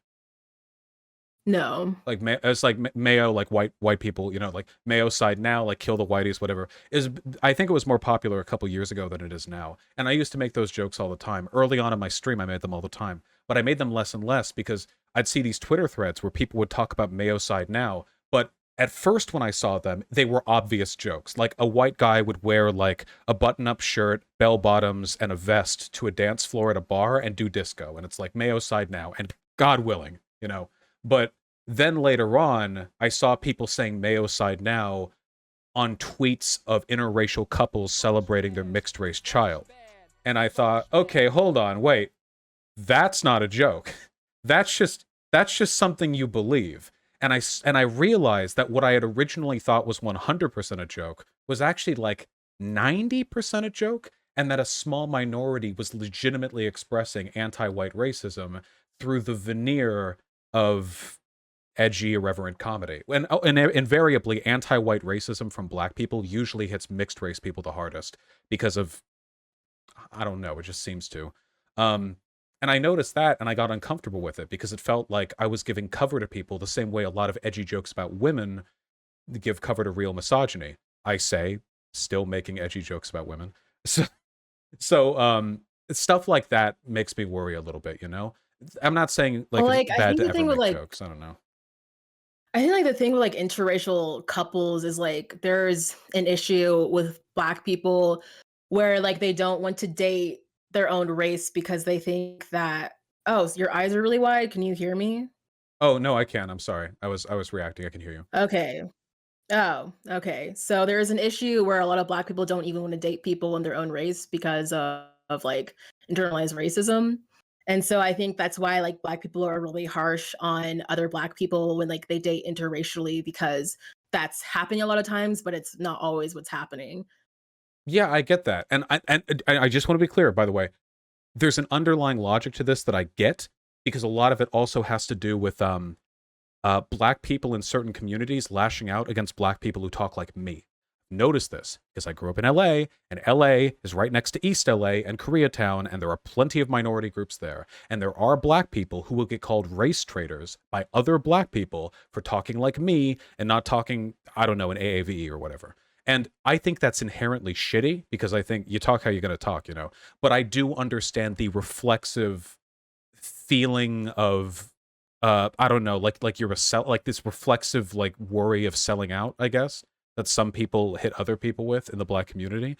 I think these things are real problems. I'm okay with talking about them. I think the conversation's good. I just there's like an extreme to this where people will start saying it's actually okay to be mean to black people for talking like me, or it's okay to be anti-interracial marriage because it's part of the broader war against white supremacy. And that's when things get too far. And I just hope we can not do that, you know? I mean, on that point, like people have accused me of like being like a kind of like race traitor because of the way that I talk, but this is just how I talk because again, I was adopted and I was raised by white people. But at the same time, when people accuse me of that, even though it's like a frustrating experience because I'm like, well, no, I'm not like a race traitor. It's also like I understand. Like I understand like why people will think that because there's like a lot of black people who code switch. There's a lot of black people who think because they talk the way that I do that they're superior. And so like for me, when people assume that, I still feel frustrated, but I'm also kind of like, well, fine. If you get to know me, you'll see that I'm not, and if you don't, I understand. And like I kind of think that's the space that like it would be really helpful if white leftists made for black people, where it was like understanding their anger and instead of being like triggered by it, like going like, where is this anger coming from? What's happening here? And instead of taking it personally, like understand that like people are responding to racism constantly and to give them space for that. Oh, I'm totally down for understanding it, but you have to criticize it too, you know? Like, I mean, I understand the concerns of neo-Nazis because I've Like argued I with guess so what's many the of them. critique? Like I'm is not the saying critique like, those are okay, like neo-Nazis. Yeah. Just saying. Maybe use Yeah. some different examples other than neo-Nazis to like make a point might Sorry, like help I'm just, sometimes. I've argued with so many of them. The point that I'm making is that I think even the most like pernicious and horrible political beliefs can be understood. QAnon or whatever. I understand like the foundations that are being laid. I get that. I just disagree with them severely. Obviously, the response to these has to be very different. I don't think that your average fucking neo-Nazi should be addressed and treated in the same way that like a black person who has mixed feelings about their son playing Undertale or doing some other white shit. I don't know. I don't think these are exactly the same thing. I'm just saying that the basis of understanding should be there, and then atop that you build the criticism, right? I mean, I think for me, like the way that I approach it, and like obviously everyone's different, but for me, like, let me give you like a little bit of background where I come from. Like, I come from a place where like I had a lot of internalized racism. Like, the family that adopted me really thought that like me growing up around white people was gonna make me better as opposed to being around my black family. And so like I really grew up like, not liking black people, trying to distance myself. Like I'm half Chinese. And so I would be like, oh, like I'm half Chinese. And like I was always talk about that to like distance myself from white people. And there was like a point where I realized like the reason why I wanted to distance myself from white people was because of growing up around racism. So for me, like when I see black people and they're like really frustrated about like when they're frustrated at me because they think I'm like code switching, like or not code switching, like I think I'm superior. Like there was a time in my life where like I really did think that it was better that I talked this way. And I think that when black people are suspicious of me, I think they actually have every right to be suspicious of me. It's like I'm an ally to other black people and I'm pro black, but I think they have every right because of their experiences of racism, because they have met so many other black people who think they're better. I think they have every right to be suspicious. And if they end up getting to know me, realizing I'm not that person, then great. But if they don't, I completely understand because like the amount of racist shit that black people deal with on a regular basis is so intense. And I understand like why they come to these conclusions. Man, you have way the fuck more patience. I don't give a if people assume bad shit about me, I'll be mean as shit to them. I don't give a fuck. You I mean, that's kind of what I'm saying is like the well, issue though. It's well like that you to could just me, like try to understand for a little bit well instead that of to getting really me, angry at them. well that to me is, I'm not trying to be disrespectful here, is your issue. You should be more proud of who you are, in my opinion. I don't think I your mean, I'm birth, proud of who I well, am. unapologetically so, like a unstoppable tidal wave that smashes against everything in front of you.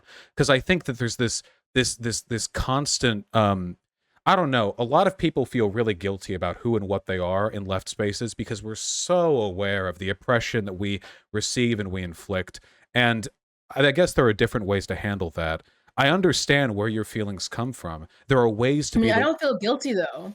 well, I not feel angry. right, not guilty, but I mean with the understanding why people might distrust you, Like to me, sociologically, I understand why a lot of people in the online left are going to distrust me because of my affect and because oh my god, there are so many clips of me out there. But I can't focus on those people because I have a job to do and you have a job to do. And I But like think if your job is like trying to like be anti-racist, mhm, anti-homophobic, anti da da da, like, specifically against these systems of oppression, then it is your job to listen, to to listen understand. to listen, yes, but if you believe what you believe, to apologize. Or sorry, not to apologize, to disagree, to adopt the positions you think are most valid. And in your I mean, I case, think I think that like there is a lot of things that you don't actually understand about racism.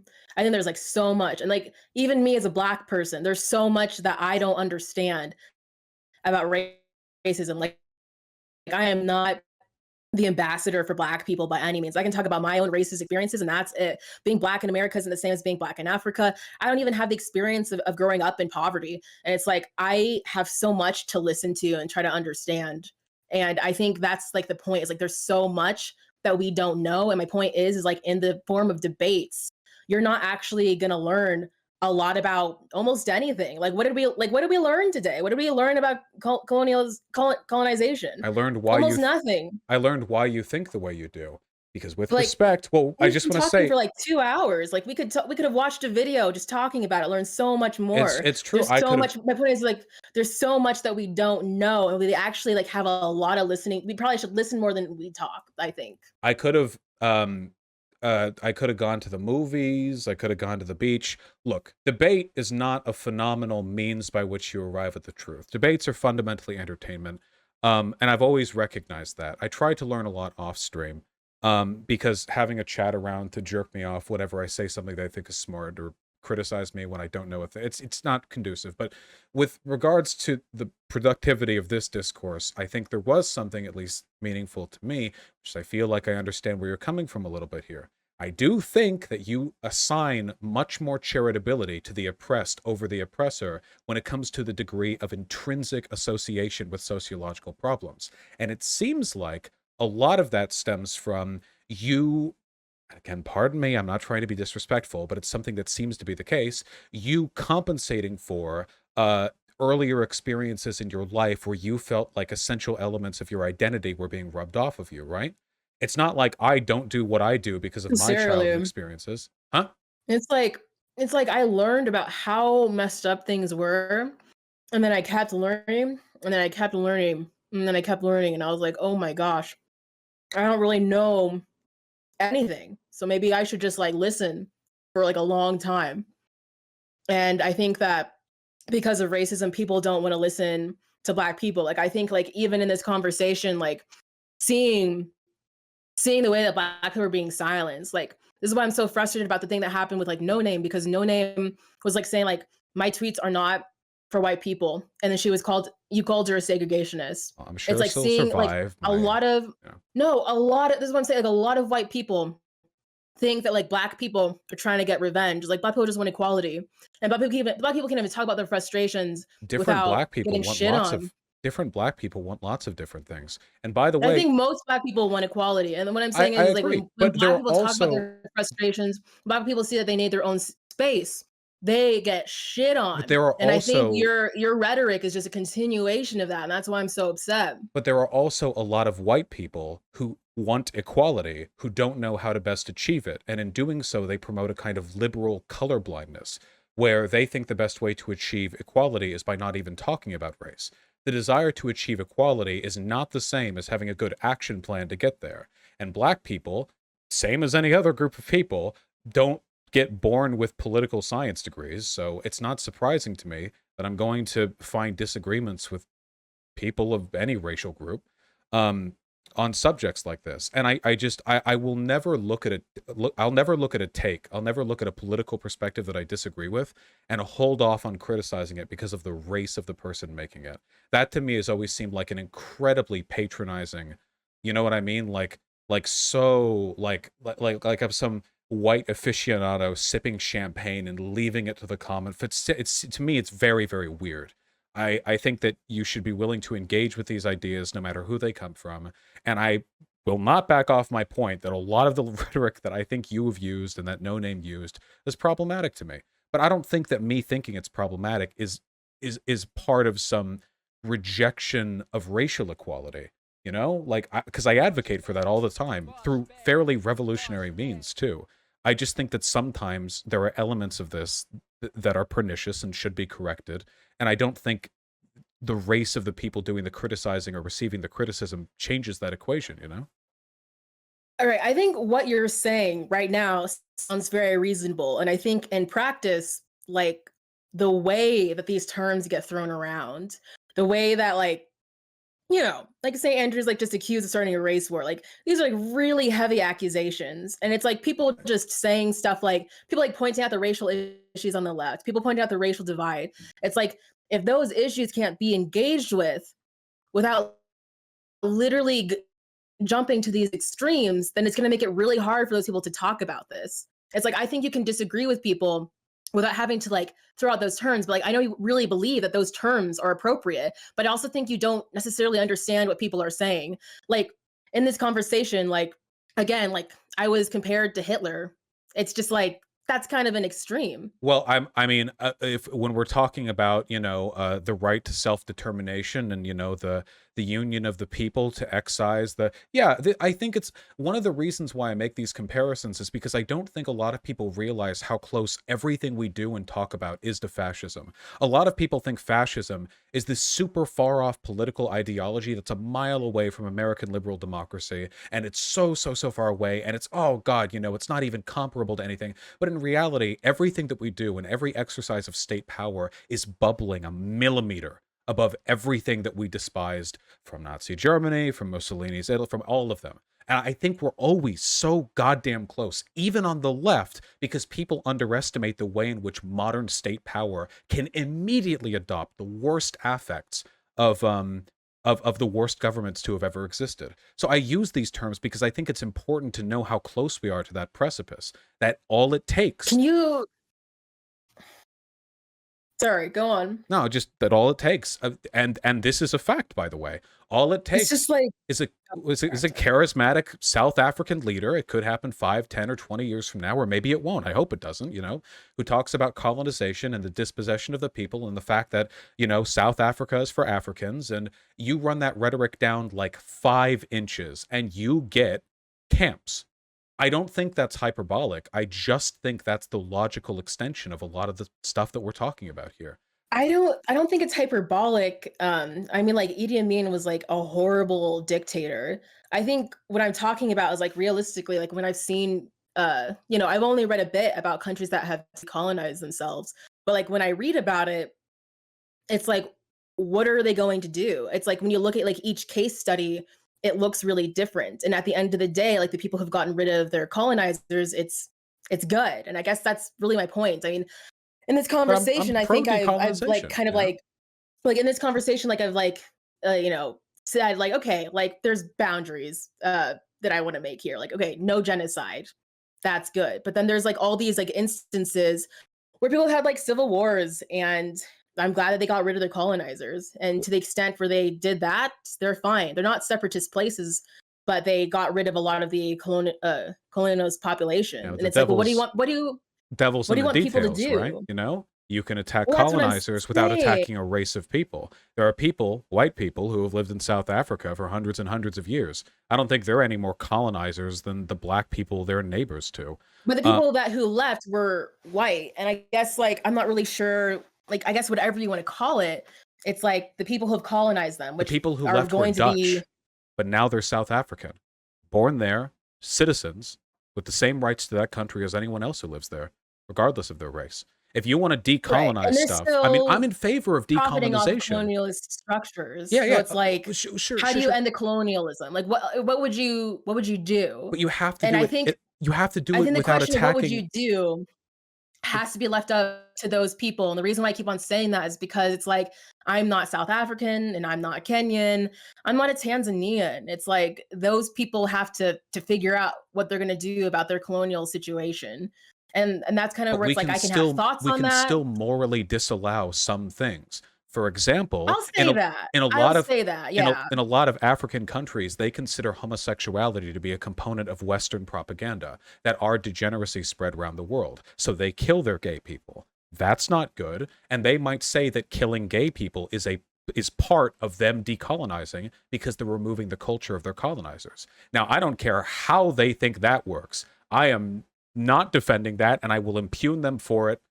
And I think the same can go for a lot of other strategies of decolonization, because I don't think excising a racial group is really ever going to be the most effective way of decolonizing. And if it is, honestly, then maybe colonization has to simmer for a bit longer. I mean, if you're doing the utilitarian math on this, it's like we could end colonization. We only have to kill 10 million people. It's like, oh, well, I don't know. It That's doesn't some just look like tough just math, you killing know? people like that comes up in being like a civil war. Sure, sure, but when the Civil War happens, who's getting attacked, right? Say a civil war happens in South Africa. There are 2 civil wars. One I'm okay with and one not, okay? The civil war that I agree with is power structures that have been historically white coalesce to seize power from the government, and the South Africans beat them back, and decolonization takes place when the leaders who did their own business plot die or are excised from the country, and the coup fails. And then there's the other kind of civil war where racial tension between white and black people escalate as acts of stochastic terrorism are inflamed on both sides until eventually the vast majority of the population, the black South Africans, overwhelm the white South Africans, and you see essentially the night of broken glass all over again. You see just families being torn from homes, killed in the street, lit up in pyres, stuck from trees, which is what happens when people think it's okay, morally necessary even, to slaughter entire ethnic groups for some perceived moral crime. That civil war is not one that I will defend. The first one is totally I'm just okay saying by like me. that just like doesn't happen. That If that's if does that's happen, yeah. like I guess what I'm thinking saying it doesn't happen. Like I don't know of a uh South African country that or of an African country that does that. It's like when I hear about people who have decolonized themselves, it's to the extent of like taking away the colonial power. Like, It's and but well, I do think like well, if there's like I I mean, guess example of Idi Amin, for example, like that's a really extreme example. He was called the butcher of Uganda, and it's like that he was a dictator, and it's like he also needs the to stop. Rwandan genocide. Quite a few people died there too. But we don't have to say it's That's happened not like before a to reflection though of the people. I think like what are the people as a whole saying they need? Of course, there's gonna be but people who disagree, but there's like these like, especially when I read about like colonialism, like there's like these mass movements of people um trying to find their own independence, no, and no, that looks like that is, what that yeah, sorry. I'm just saying, like when I've like in the examples that I've read about, I don't know like every single example, but the examples I've read about, like that looks like getting rid of the colonists to the point of ending that colonial But power. this did happen in Rwanda, though. That was an attempt at dispelling like elements of colonial power. Yeah, I'm also being linked from chat. The expulsion of Asian people from Uganda, who were a component of the mostly people of Indian descent, who were a component of the colonization of that country as well. Like, And was that under Idi Amin? well, and we don't have to. I don't know the It's like specifics on that the. person was a dictator, and like I'm talking about like an entire nation trying to figure out having their own Yeah, autonomy. but yeah, but now you're layering together preconditions that you can't control. It's all well and good to say, the will of the people, but in reality, how often do things actually play out that way? Strong men take power and they're the ones who get it done. Even in democracies, we don't have will of the people. America has a more functional democracy than almost anything you'd see in Africa. Nothing that happens out of Congress is the will of the people. And even if it took place through a democracy, we're still fundamentally talking about genocidal violence. And even if this hasn't happened to the extent as what I described before, which it has, like, why do we have to wait for it to happen for us to condemn its potential, you know? I Like, mean, the we've never examples had a of like people. we've never had a genocide of 7 million Jews. That's never happened. But I can still say, yeah, if 7 million Jews were killed, that would be pretty bad too, you know? Like, I don't need to wait for that to happen to warn against it. Like the examples of I'm thinking of people who have decolonized people, it very much was a movement of the people, like in Kenya, Tanzania, Do you not think Algeria. populist revolutions can do horrible things? I totally think they do. What Yeah. what about like Pol Um, Pot? That was a component of decolonization. What about the Cultural Revolution? I mean, Pol Pot killed people who wore glasses because it was like meant that they had been corrupted by Western intelligentsia. That was right. And I'm explicitly. not endorsing that. Like I'm saying that like dictatorship is wrong. That's why I'm saying like very much it needs to be a movement of the people. And like the examples I'm thinking of, they are movements of the people. And I think that's good that those people had those autonomy to and the self-determination to get rid of colonialism. But I think that's what amazing. were the Khmer Rouge not the people? Was the Cultural Revolution not the people? And also, can't the people do bad things? The people do bad things all the time. I mean, Sure, yeah. I think there's definitely bad things that you can do in trying to get rid of colonialism. And I'm not saying that there isn't. I'm not saying that like you can just do whatever you want when you're decolonizing things. But I think my point is that like when you're looking at these examples of people, like you're looking at like a really messy history of like trying to get rid of colonialism. It's like there's a lot of like really good and bad things that have happened, and at that point, it's the issue is like dealing with a problem that you shouldn't have ever had to deal with because those people shouldn't have been colonized in the first place. That doesn't mean that you can't like critique what they've Yeah, done. Doesn't mean that you can't say that certain things are wrong. the Rwanda genocide was also not done by a dictator. It was done by rebel fronts. It was done by what was essentially like a populist mass, you know? I just like I'm all good well in favor of democracy and all that, but we have to protect minorities and democratic structures, right? If we didn't believe in Sure, that, I'll then say that. Yeah, yeah, if we didn't believe in that, then, you know, you and other black people would probably be in a much worse position here, right? Because even back in the yeah. 1960s, white people did not have the most favorable opinions on the equality of the vote. The ability to protect the rights of minorities is essential. So if you defer everything to the will of the population, you're still not you still leave room for, you know, like horrible, horrible stuff to be done. And that's the only thing I'm saying. I'm just saying we shouldn't do ethno-states and we shouldn't do genocides. That's my, you know, my hot take, I guess. I don't know. Okay. Well, again, I think genocides are wrong, but I think for me, when I hear Black people talk about an ethno state, I'm like, I can understand why you want to be away from your oppressors. And I think there's like ways that people can do it without, um, like necessarily, like hurting white people. Like there are places that are mostly Black anyways, and like if you just had certain spaces for Black people to be away from oppressed Like people. police? Would you enforce it with state power, or do you just mean like a town that's mostly black? Because I'm pretty sure those exist. Yeah, I don't know. I don't know if it would be like anarchist or something like that. I don't know because like anarchists probably wouldn't have a police. Like I don't know. It's all very uh not realistic because it's like not something That's that's true. gonna happen.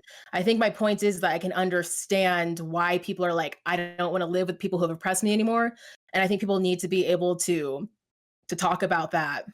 I'm all I'm saying is that you can talk about that. I feel like I understand the feelings. It's just I can't get around the fact that they're identical to white nationalist arguments that I've heard. Because this is how it goes too, right? You talk about the abstracts of white nationalism, and they're like, well, yeah, I probably can't seize control of the US, so I'll just move over to what's a really black not black, sorry, white state? Idaho? I don't know. I'm gonna move over to some all-white commune, and we're gonna buy all the property so there's no room for a black person to move in next door, and I just wanna be rid of all the black crime or whatever, and hey, you know, oppression, interpersonal oppression from white people to black people can suck, but crime can also suck. So we're all sort of acting out our harms, our traumas here. I just don't think that justifies, like, the formation of you know what I mean? Yeah, it's just you can just go so many bad roads with that. TERFs do the same thing, right? TERFs want women's only spaces, by which they mean cisgender women's only spaces, because they've had a lifetime of hurt and violence and terror inflicted on them by people who have my body type. And for some reason, they think trans women have my body type, which they definitely don't. But it's one of the ways in which you can take hurt or harm and reflect it and essentially act the role of the oppressor um, in some tiny little pocket space you've created for yourself, you know? Sure, I think in those instances, that's exactly that, and I think there's, like I can really understand why Black people are tired of being around white people to the point where they would just, like, live in a place where there's not any white people because they experience so much racism, and Well, I think that's my point.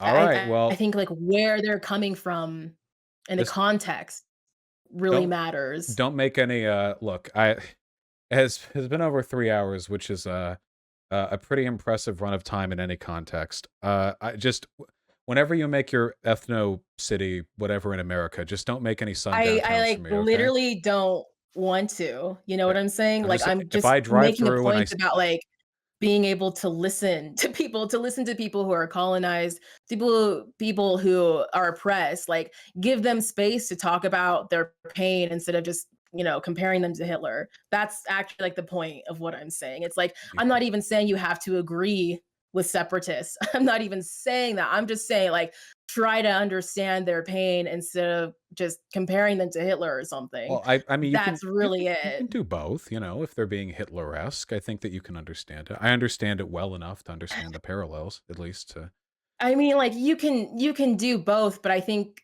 you're not really understanding where they're coming from if that's your takeaway.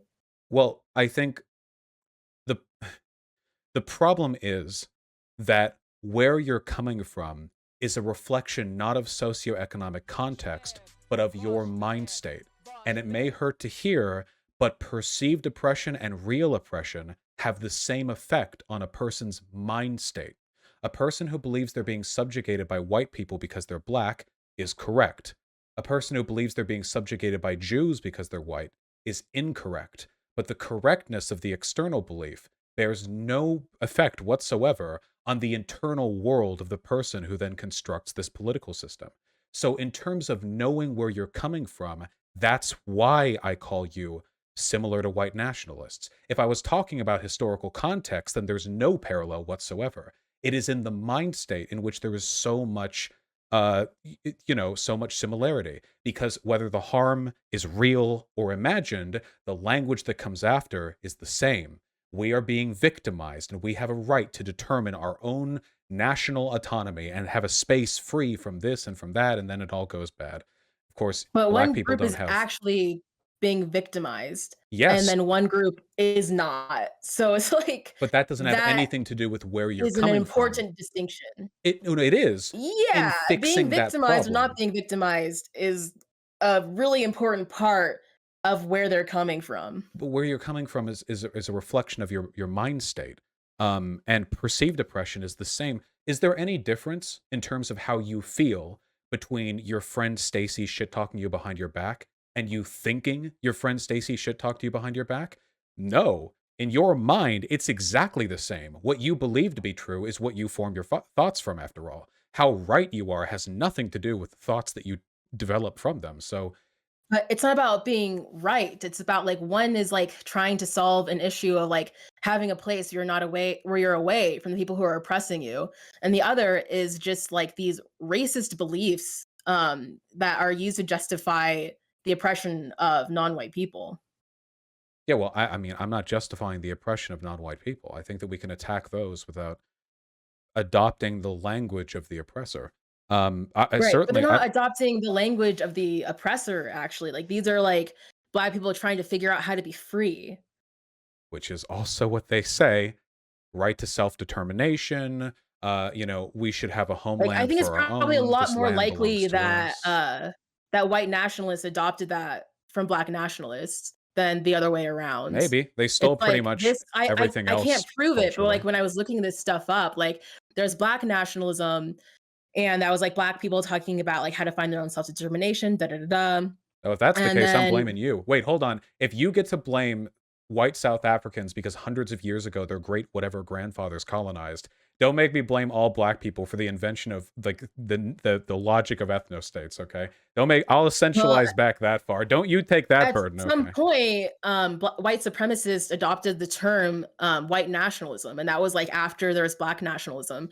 And I can't prove it, but I wonder if they did that because people were so, uh, were like understanding of black nationalism that they wanted to adopt something that sounded a little bit more palatable. So it's like, yeah, I don't know if that really matters here, but I mean, I couldn't really say. I don't know the etymology of the term. I can only say I think it's pretty bad. I think that ethno-states are pretty bad altogether. okay. I think they're generally probably a bad idea, but All right. I understand if black people wanna not be around people who oppress them, Well, like I and said, to that extent. just don't make any sundown towns, okay? If any white Instagrammers van on through and stay at the hotel in the all black ethno city, then just make sure they make it out okay. And I guess the worst elements of the insular white communities will be avoided. Um, all that aside, unironically, I do appreciate you coming on. We have you're demonstrating a tremendous amount of stamina being on here for this long. I do appreciate it, and I did enjoy the conversation. And I do wish I had gotten more brownie points. You sort of set that up, and I do wish I had had more. Aw, well, at least you got that one for, platforming a, content creator a 30th of your size. Yeah. Well, there's always next time. I hope you have a wonderful evening. Alright, goodbye. Take care. You all can complain as much as you want. I think I held it together.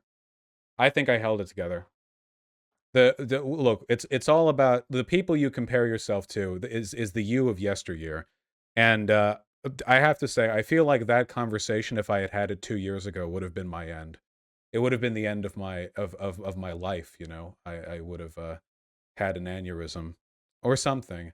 I the thing that's so frustrating to me is like, oh God, look, I have no idea why she feels the way that she feels or why she does the things that she does, but I feel like there's like a mental block. I feel like we need to psychonauts her, okay? There's like a mental block somewhere inside of her head that's going to that make we'd agree on like everything. And it's not even white people bad. I think it has something to do with like there's something about the relationship between the oppressed and the oppressor and some essentialization of those two conditions that changes the way she thinks about this stuff. And I don't know. Um, yeah, well, yeah, she was shockingly mass off. This went way worse than I thought it would. I just, I don't think she, I don't think she understands how so much of the stuff that she says really is like identical to. I know people often get mad at me when I make the comparisons with the language, like you call everything a Nazi, and I do get that criticism, but I feel like in this case these are basically direct one-to-one parallels with a lot of the stuff that she believes. I mean, it's like direct, like in justification, in language, in intent to some extent. Like yeah, the all that stuff. I feel like it's mirrored very clearly. I actually wouldn't mind talking to her again in the future.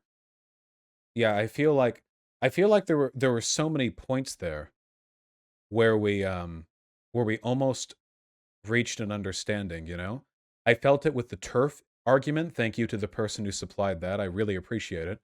And I really felt, oh man, I feel like at the end, that was like the ace in the hole when I talked about how where you're coming from is ultimately a product of what you think is true, not what actually is true.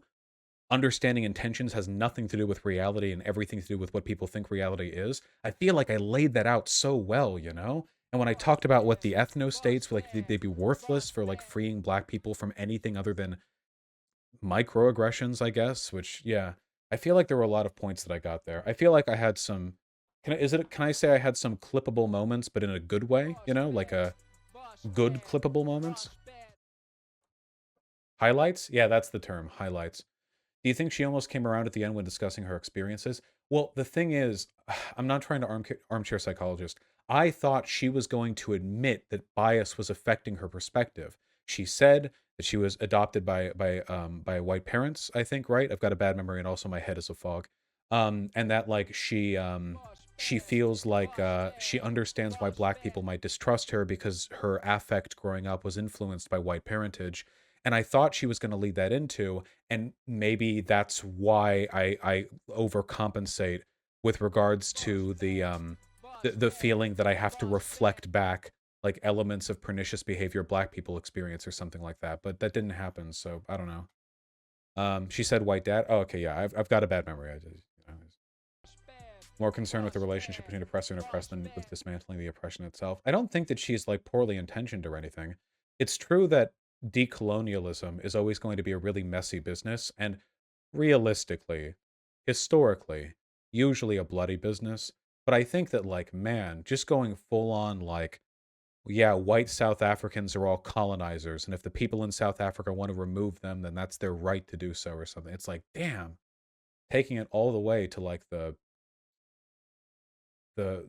full on goddamn the black crime argument started to feel flat after a while because it didn't really break through her logic of whoever has the power is the one to change things. Yeah, it's just I don't think she understood how the essentialization in and of itself is like a really big problem. Thank you. Yes, we can use this to calm down. Hello, Pip Pip. I don't think she understood because like whenever you essentialize sociological problems to a group of people, I mean think it's like nothing good can come from that, you know? It's always something bad. It's just you never what good analysis has ever come out of theory which began with this racial group does this problem? You know? It's just not the not the best, I don't think. Pigeon agrees with me, I think.